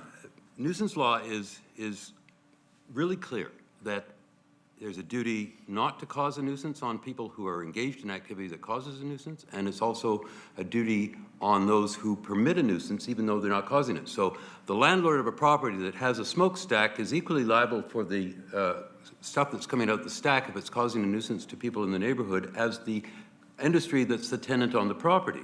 And so the landlord can be equally held liable and fully liable in the nuisance. If we equate the situation to climate change, it seems to me it's quite clear the nuisance tort imposes a duty of care to prevent a nuisance, and this would apply to governments because they regulate carbon. The Government of Canada knows the dangers of carbon emissions. They've signed on to it in the UN FCC. They know it at Cancun. The Government of Canada is the one, and others are licensing and regulating carbon emitters. The governments clearly have the ability to prevent the nuisance. And so it seems to me that it's a perfect application of the tort of nuisance. In Ontario, we don't have a problem with the concept of public nuisance because the Environmental Bill of Rights, Section 103, basically says anyone can sue, you don't need the permission of the Attorney General, and you do not have to demonstrate special damages. So there would be, in my view, an opportunity to use it and to have, put it another way, if it's a tort, if it's a wrong to permit something to come out when you have the ability to control it, then it seems to me you also have a duty. And so therefore, I think there is a duty inherent in nuisance law. Okay, I have a question for David, and I think maybe Louis will want to comment on it too, since it sort of involves Alberta. Mr. Cox mentioned the Dutch government had difficulty arguing that combating climate change was economically cost prohibitive. Do you think that the Canadian government would be able to mount a more comprehensive defense based on the different composition of our economy and past investment in fossil fuels? And this is a question from Leanne Langstaff. And Roger, you may want to comment after too. So David and Louis?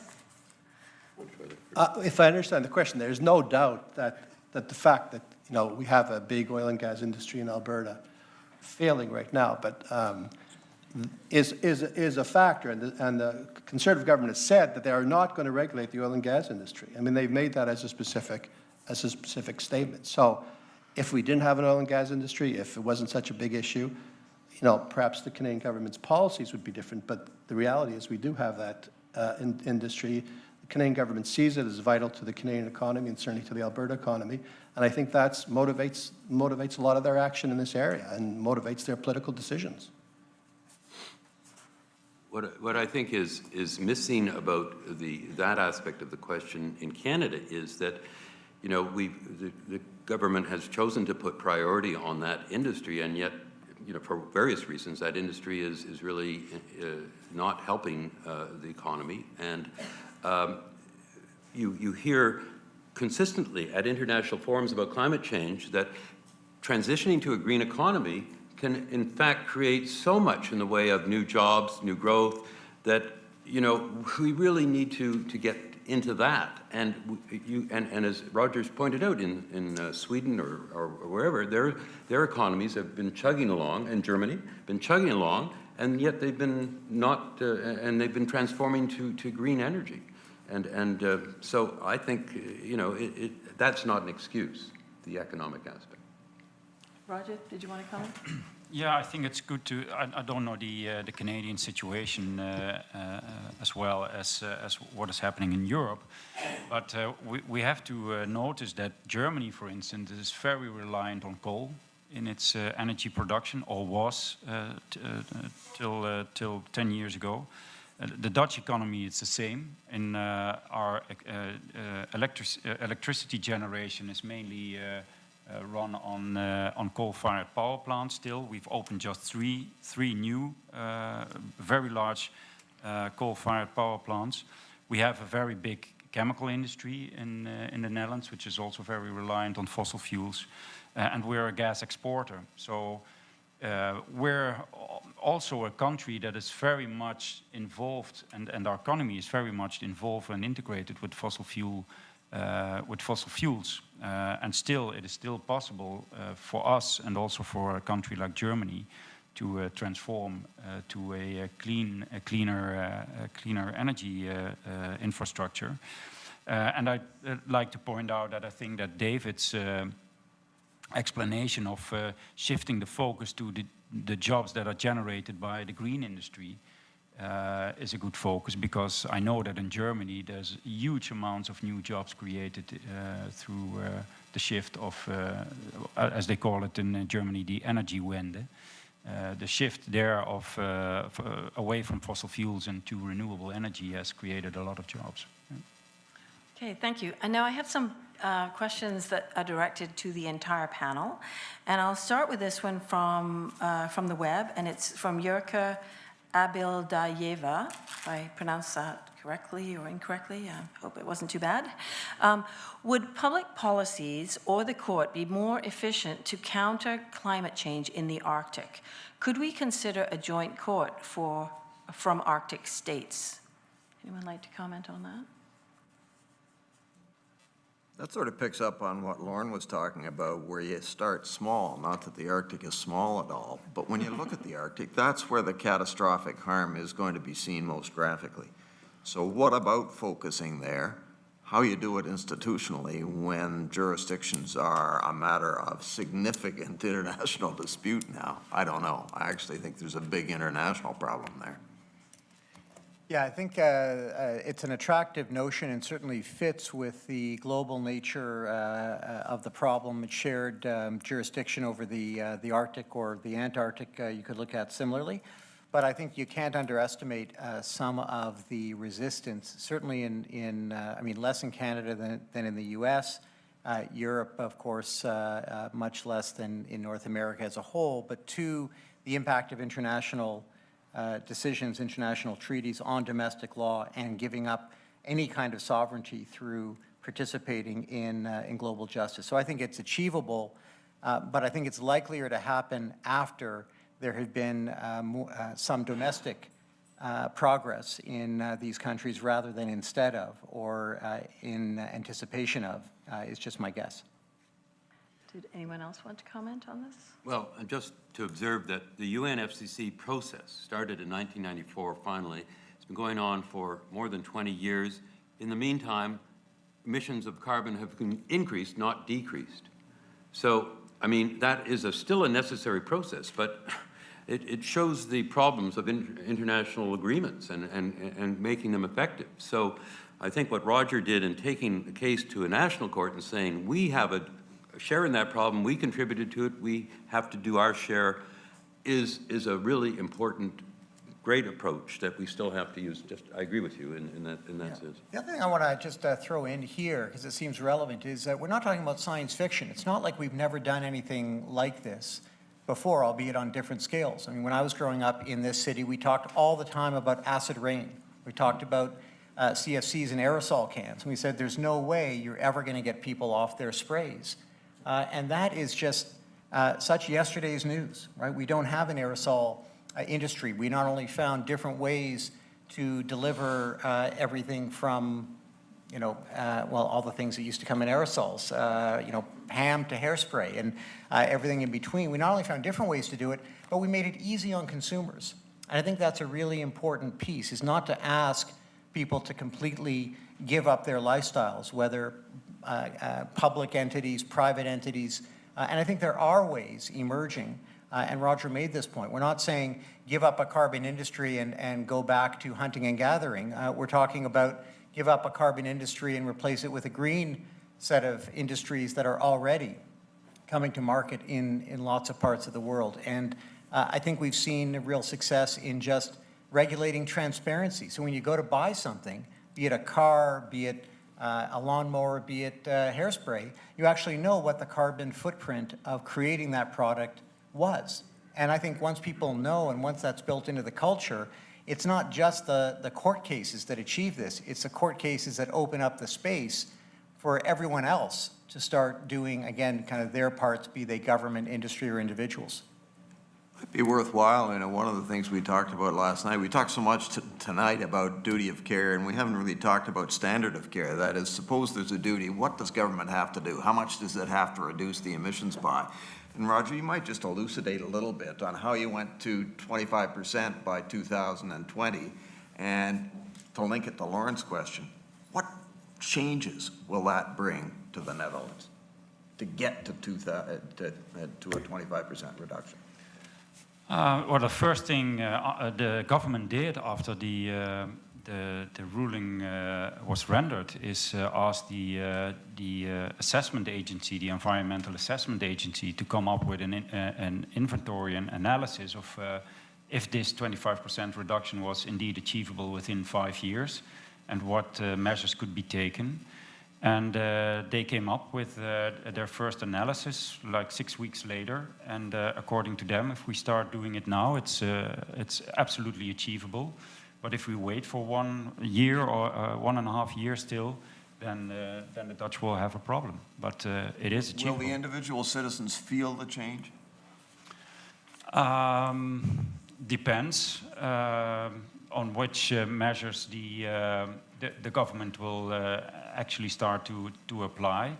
But sure, I guess that any regulation or other intervention from government will somehow be felt by citizens. One of the proposals was to limit the maximum speed limit from 130 kilometers back to 100, 110.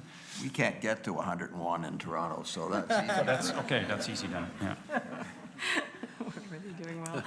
But the principal thing is, if you have to become a carbon neutral economy, an almost emissionless economy by 2050, there's no way we're going to achieve that if we're not going to change radically in the way we're doing business.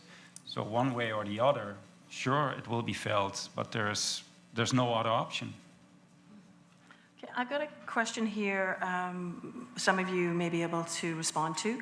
It's from Raymond Connolly, and he's asking, can you comment on cases where major corporate emitters have been targeted with litigation? Is that another viable approach? Where what? Major corporate emitters are the targets rather than government. Yeah, and there have been, certainly in the U.S., which again is the land of the class action litigator, no shortage of attempts, whether going after car manufacturers, going after some of the coal-fired plants, so picking particular industries, and again, trying to use both literally with some of the same counsel and metaphorically with some of the same arguments, the tobacco strategies of, again, trying to identify at what point did those corporations and their sectors and industries know of harm and continue to engage in harm-causing activity with that knowledge and in disregard of it. And again, with standards of care already set from some of that earlier class action litigation. And in fact, I think the harder part with those industries is sometimes linking it directly to the harm, a point Roger made. And we used to, if it's asbestos, it's very easy to see the link between those respiratory illnesses and the substance in your home. And litigation has been very effective at reducing, eliminating domestic use, although, as we've all been learning, hasn't stopped an industry from thriving to export that product.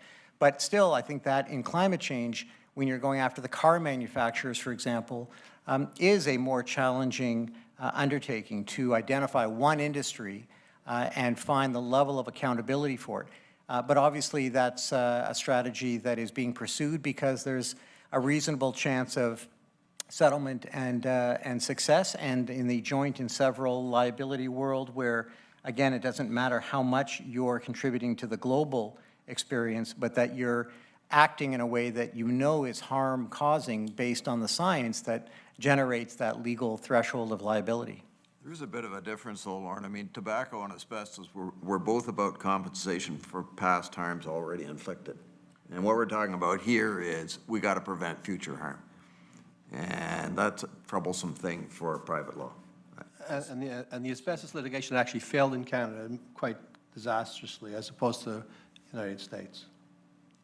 Yeah, I mean, I think the upside is it's the litigation that makes the policy change inevitable, and I think that's what we saw in both cases. But that's absolutely right. I mean, I was struck by the other Alberta story is the beetle, and I should probably say the name of the beetle, and it's not coming to me, the one that only dies when it gets to -40, and if it doesn't get to -40 will devastate. Thank you. So, you can find things that are, in effect, already causing devastating harm. Much harder, in other words, to pick that flood or this drought and say it necessarily is a result, as opposed to the aggregate statistical warming and the volatility of weather happenings and harm. But to pick an individual, I think there are those examples that at least provide that starting point or point of departure for potential litigation, although Steve is right, the ripeness question is clearly a relevant one in any litigation strategy. Okay, I've got 4 more questions, parts of which have been, may have already been touched on. One of them, which I'm not sure the panel's going to be able to deal with, but I'm going to ask the 4, and maybe the panelists can pick the one they want to comment on and make that a sort of a final comment from them, and then we'll close the session. So these are the questions I have. The first one I'm not sure the panel will feel comfortable addressing is the following one, simply because they may not be civilists other than Roger. Would Quebec courts be a better forum due to civil law and its general approach to duty of care being based on the same principles as the Dutch civil law? And I just note this is probably something that will be discussed tomorrow. Is anyone able to answer that? That's one. Okay, I'll read the 4. Okay, the next one is, I guess it's kind of a combination. Okay, here's one. Do the panelists think that the IPCC reports would be accepted in Canada without serious challenge? And that's a question from Rod Northey. The third question is, what remedies would Canadian judges be willing to consider in a claim against the Canadian government on grounds of tort, civil rights, or public trust? That's a question from Daniel Noonan. And a somewhat related question is, are there relevant or significant differences in the level of deference courts show to administrative agencies in Canada versus the Netherlands? And if so, what does that mean for the prospect of climate change litigation in Canada? Who would like to start with one of those issues? Well, I think the Quebec system would be more amenable to the common law system in terms of this type of litigation. I mean, the Quebec Civil Code is very similar to the Dutch Civil Code. It has a general article of duty of care, as does the Dutch Civil Code, and it's very brief. It's very, very general and very ambiguous. And so I think that's the place where you'd have the best hope, because, you know, the common law has really dissected duty so concretely into special relationships. It's lost all sight of any general formula of duty of care. It's abandoned that, you know, recently, I mean, 15 years ago. The problem is, and this is where I'd have to I have to check my facts. The problem is when the civil code is applied to public law or public authorities, they tend to adopt the same common law principles. And I think there's been several major cases where the whole issue in the Quebec law, and there'll be Quebec lawyers here who know that, where what defines, you know, the duty when it's a matter of public law or against the government. That's the only caveat. But otherwise, I think the civil law forum would be, the civil law would be a better place to start. Lauren? So let me take up the deference question, because I think it actually provides a really good platform for some of the integration of international law and certainly covenants and treaties Canada has entered into the domestic domain. And there is good case law to suggest, while you can't impose such a standard unless it's incorporated by statute on administrative agencies or decision makers, when assessing the reasonableness of what those decision makers have done, you can absolutely look to the commitments that the government has made. And if actions are taken inconsistent with those commitments without any justification, that has been recognized as one of the indicia of unreasonableness, as have other soft law instruments like policy guidelines and so forth. So while you can't take an international standard and simply judicially make it enforceable on domestic decision makers, you can look at the decision making and the discretion being exercised and hold those decision makers to acting in a manner consistent with our international commitments, again, unless there's a compelling reason not to act in that way. And that, to me, is, again, a great justiciable foundation in which to bring an awful lot of other scrutiny on the decisions of our administrative agencies and regulators to bear, particularly those at the forefront. of this crisis, National Energy Board, among others. Thank you. David, would you like to comment on something?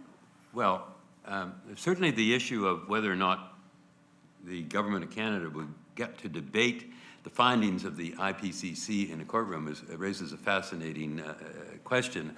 I'd like to say I would hope not, and I think Steve would have a more informed view on what a court might think having regard to this. But I think there's two things. One is it may come within the notion of judicial notice of facts that are so well established that there's not necessarily room for the debate, and for the reasons that Roger put up, that the courts have said, some courts have already said, you couldn't get better science. Why would you call in 5 experts to debate something that 100 scientists have reviewed on a peer review basis and said, and all government, and then there's the issue of whether or not it's almost an admission by governments that this is what's happening. I mean, if as Roger pointed out, under the IPCC process, Canada appoints scientists as their designated persons on this process. Other countries do, and they all have to agree.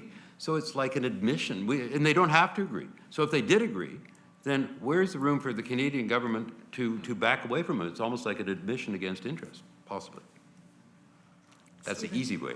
So that leaves me with whatever the fourth question was. Whichever one Yeah, you I think it had something to do with remedy, and I'm going to link it a little bit to what Lauren was talking about, the deference question, because it does seem to me that, I mean, as a practical matter, if you ever got a court to the point in its reasoning where it had to worry about remedy, you'd be almost all the way home and they'd find something.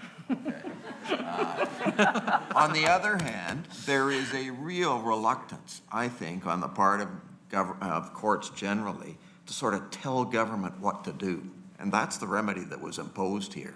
It's the kind of judicial deference that I found all too easy to adopt when I was a judge. I mean, you just don't know what you're telling them to do because you don't know all the unintended consequences. And I think that's one of the backdrops to all this, and one of the sort of backdrop challenges of bringing this kind of litigation, of whether you could actually persuade a court to engage. Now, you look at some of the things courts have engaged on, huge public issues, whether it's assisted dying or abortion or same-sex marriage. And those are hugely impactful issues that courts did engage in. So for you younger folk, don't give up hope. That's right. I mean, there comes a time when courts will have to deal with things that the government is not willing to deal with, and climate change may be one of those issues. And you know what? Even there is some rule in our tort law, in our system that says courts can't order governments by way of injunctions to do things because the governments are immune unless they agree. But you know what? A, that rule could be changed, but B, if a court made a declaration, for example, that the government of Canada or some province was in effect breaching, rights or obligations that are owed to Canadians, I mean, they could equally say, and come back in a year, government, or 6 months and tell us what you're going to do about it. Okay, Roger. Just generally, I would like to conclude that when we started this case, we also saw a lot of hurdles, obviously, and most academics you would talk to would say, well, it's a good cause, but you're not going to make this. This will not stand in court. The best you could do was maybe get a declaratory judgment, which everybody would already seen as a enormous victory. But when we started, I had the same intention as David also described, is that once you really educate the court about this issue and they really understand what this is all about, I think that courts will try and help you out if you pick the right approach, obviously. And maybe it's not tort law that should be used in Canada. Maybe it's a public nuisance or the infringements of the Constitution or whatever. But I do think that there's always a way to navigate through the law and find openings to present a good case and be hopeful of a successful outcome.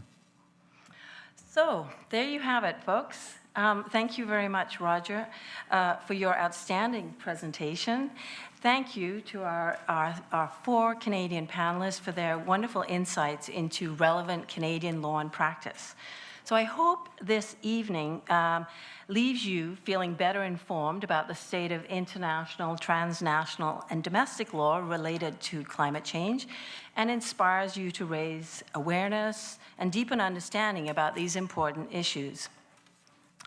I'd like to once again thank the Law Society of Upper Canada for providing these excellent conference facilities, and thank the CIGI staff for all their diligent work in making this event a success.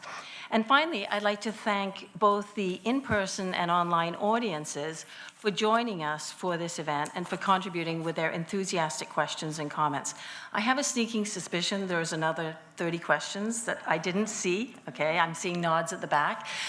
Maybe we'll give them as homework to the panelists. I'm not sure, but I really appreciate that enthusiasm. Now, for those of you who are in the room, you will be rewarded for that enthusiasm with a reception, food, and possibility of drinks in the convocation hall outside. Unfortunately, we have not figured out how to give that to the people who've joined us by video, so all I can say to you is thanks so much for joining us. If anybody wants to see the video, it'll be on YouTube in a few days. And so, to all of you, I wish a very good evening, and the conversation will continue. Thank you.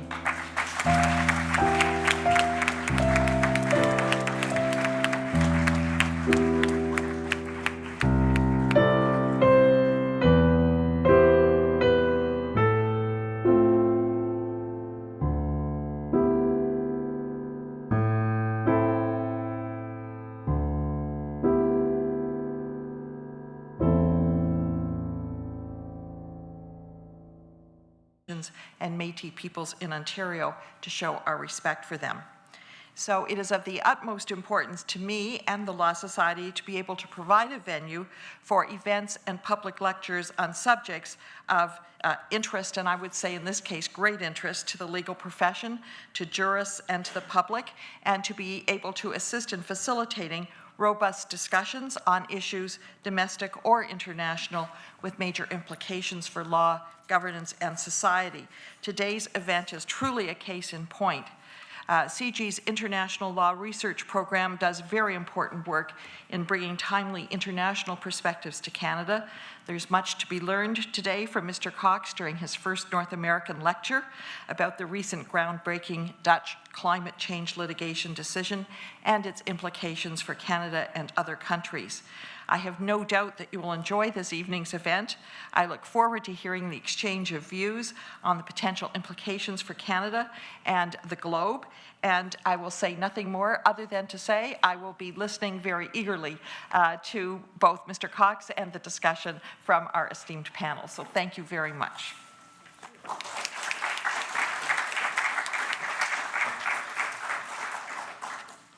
Thank you, Madam Treasurer. Now, let me explain how this evening will proceed. Our keynote speaker, Roger Cox, will make a 1-hour presentation. Then there will be a 20-minute panel discussion with Canadian commentators to commence a discussion about the possible relevance of the agenda case for Canada. Then Roger and the commentators will respond to questions from the audience. Because there is a large and enthusiastic audience both in the room and online, we have limited time for all the questions. What we would like to do is have you write your questions on the paper provided and pass them to the ushers. And if you're online, you can email your questions. The instructions have already been provided. So please keep your questions short so we can deal with them all.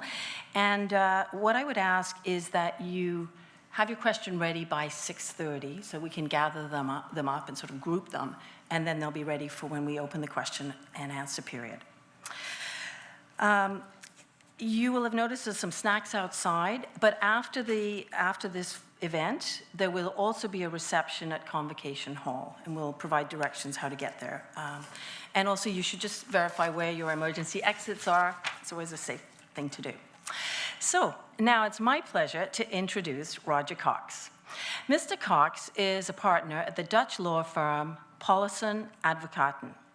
He represented the Agenda Foundation and 900 Dutch citizens in precedent-setting litigation in which the Hague District Court ordered the Dutch government to cut greenhouse gas emissions by at least 25% from 1990 levels by the year 2020. The case was primarily based on tort law, human rights law, and international environmental law.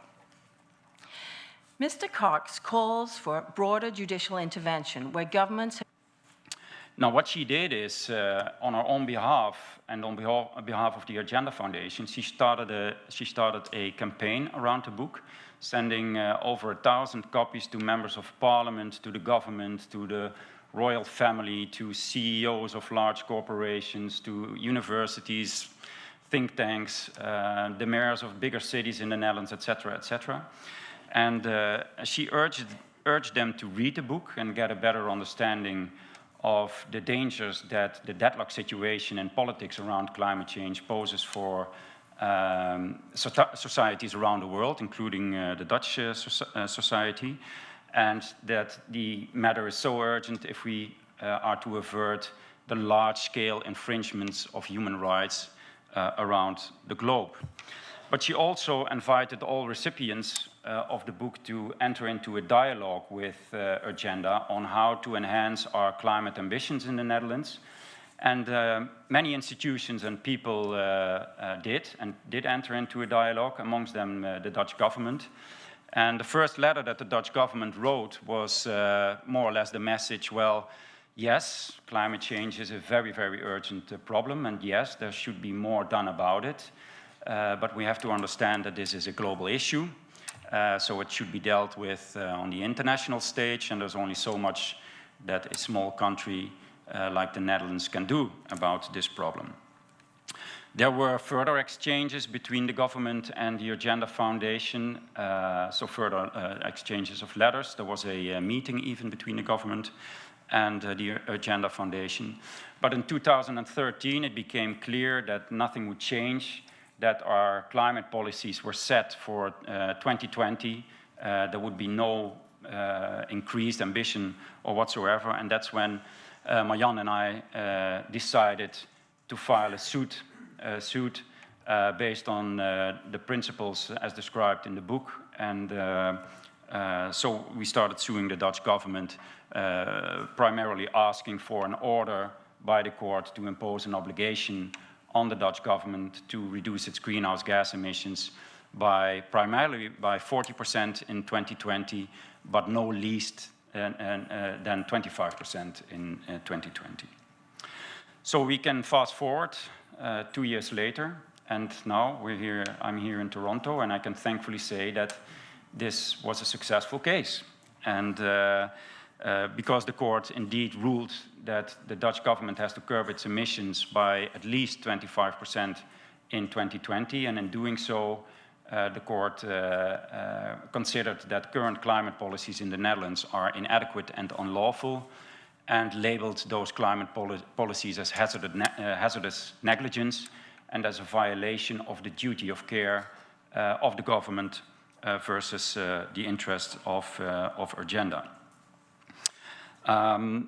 This decision marks the first time that a tort-based climate litigation is successful, and it also marks have been slow to address their climate change commitments. He sees law and litigation as an important tool in averting dangerous climate change and breaking the status quo in the energy world. That was a quote. Mr. Cox's book, Revolution Justified, 2011, provided inspiration for the successful Dutch climate case. He is passionate about holding governments to account to take effective early measures to mitigate the looming risks identified by the International Panel on Climate Change. His efforts to articulate the legal basis for requiring climate action are potentially instructive to Canadians as we seek to better understand the international, transnational, and domestic law that's relevant to climate change as we prepare for Paris 2015. And I'm very pleased to say that as of today, I can announce that Roger Cox has joined CIGI as a Senior Fellow in the International Law Research Program. So please join me in welcoming Roger Cox.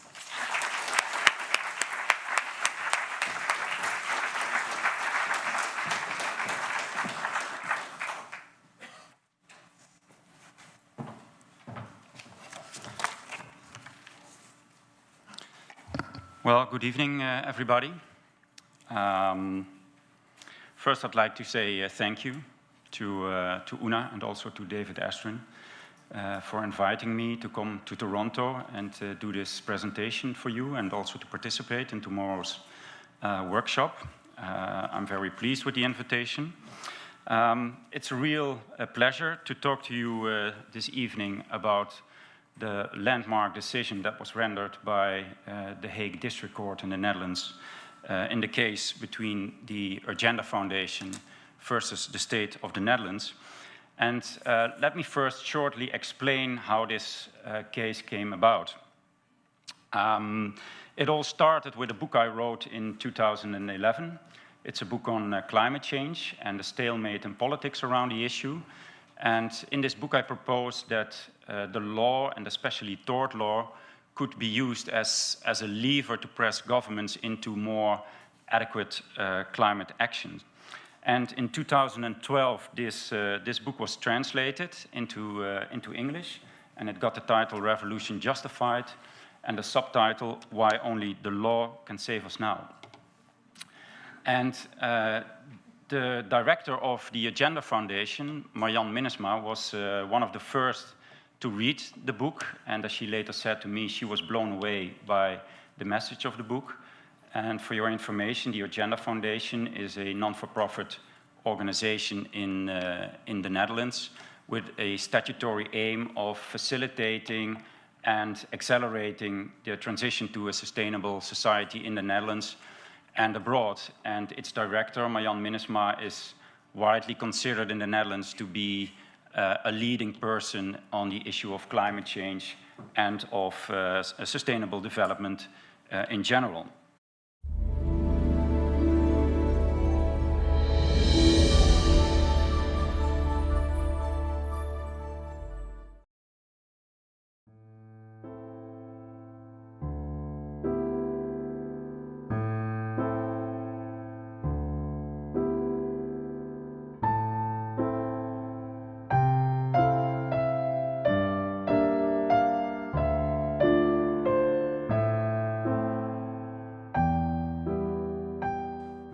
Thank you for joining us. My name is Una Fitzgerald, and I am the director of the International Law Research Program of the Center for International Governance Innovation, or as we like to call it, CIGI. It is my pleasure to welcome you to this public lecture organized by CIGI's International Law Research Program with the keynote presenter, Roger Cox from the Netherlands, and distinguished Canadian commentators to consider whether international climate law and commitments can be enforced by domestic courts. CIGI's International Law Research Program is a 10-year program funded by private donation and the province of Ontario and mandated to raise awareness of and strengthen capacity in international economic law, international intellectual property law and innovation, and international environmental law. The International Law Research Program presents this public lecture on the Dutch Agenda case to inform Canadians about international, transnational, and domestic law relevant to the important issue of climate change, so we are better able to contribute to preparations for the history-making conference of the parties in Paris, as we know, called COP21 in December.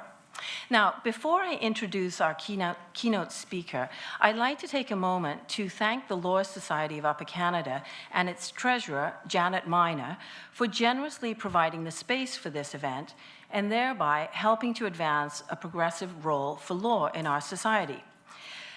As treasurer, Janet Miner is the highest elected official of the Law Society, which regulates Ontario's lawyers and paralegals in the public interest. Janet was elected treasurer in June 2014 and was acclaimed for a second term June 2015. She has worked in public law since 1977, and up until her election as Treasurer, she was General Counsel in the Constitutional Law Branch of Ontario's Ministry of the Attorney General, where she appeared before all levels of court and argued many significant cases for the Ontario government. So over to you, Janet.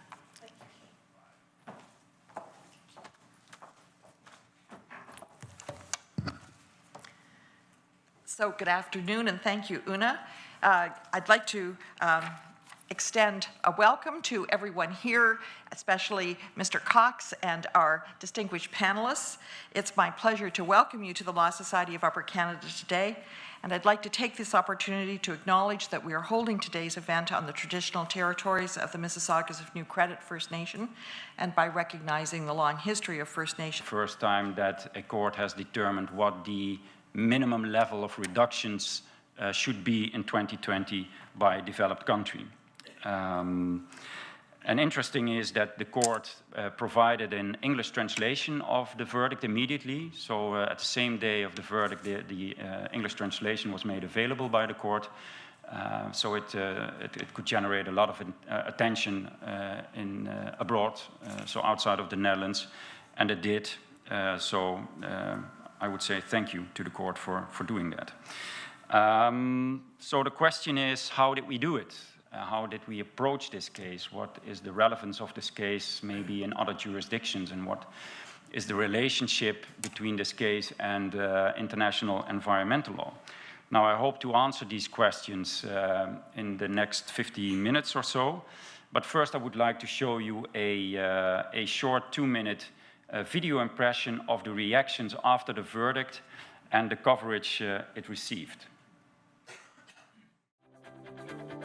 Urgenda wint in Nederland een klimaatproces. Nederland moet meer doen tegen de opwarming van de aarde. In 2020 moet de uitstoot met zeker 25% zijn teruggebracht ten opzichte van 1990. Het berusten in een geringere reductie is onrechtmatig tegenover Urgenda. Geweldig. Van A tot Z geweldig. Ik was echt aan het wachten van oké, er gaat hier nog een maar komen. En die maar kwam niet. Dus ik was, ja, zoals iedereen hier, denk ik. Ik probeer net te twitteren, ik had echt trillende vingers. Ik vind het echt een historische uitspraak waar ik word er heel emotioneel van.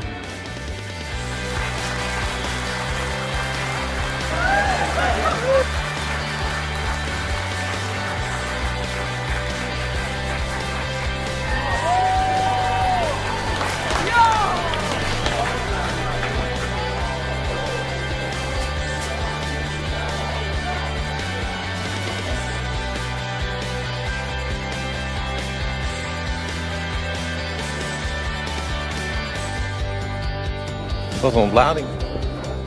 Ja, dit is ongelooflijk.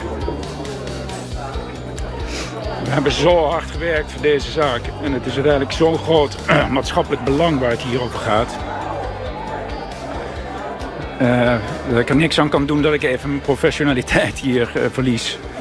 Wat maken uw kinderen mee en mijn kinderen en kinderen van mensen die thuis aan het kijken zijn als we niets doen of te weinig doen? Wat gebeurt er dan met Nederland en met de wereld? Nou, het allerbelangrijkste wat ik voor me zie is dat het hele grote gedeelte van de wereld geen water meer is, geen voedsel. En daardoor gaan honderden miljoenen mensen zich uiteindelijk verplaatsen en dan krijg je gewoon uiteindelijk oorlog. Daar maak ik mij deze eeuw veel meer zorgen over dan bijvoorbeeld of onze dijken het houden, want die houden het nog wel even. Dat komt daarna. Wat moet er, vindt u, nu meteen gebeuren? Wie moet het voortouw nemen om dat te realiseren wat u wilt? Nou ja, de staat heeft nu van de rechter te horen gekregen, u moet meer gaan doen. Dus het is de staat die aan zet is en wij zitten vol met ideeën over hoe dat mogelijk is. Dus ik help ze graag.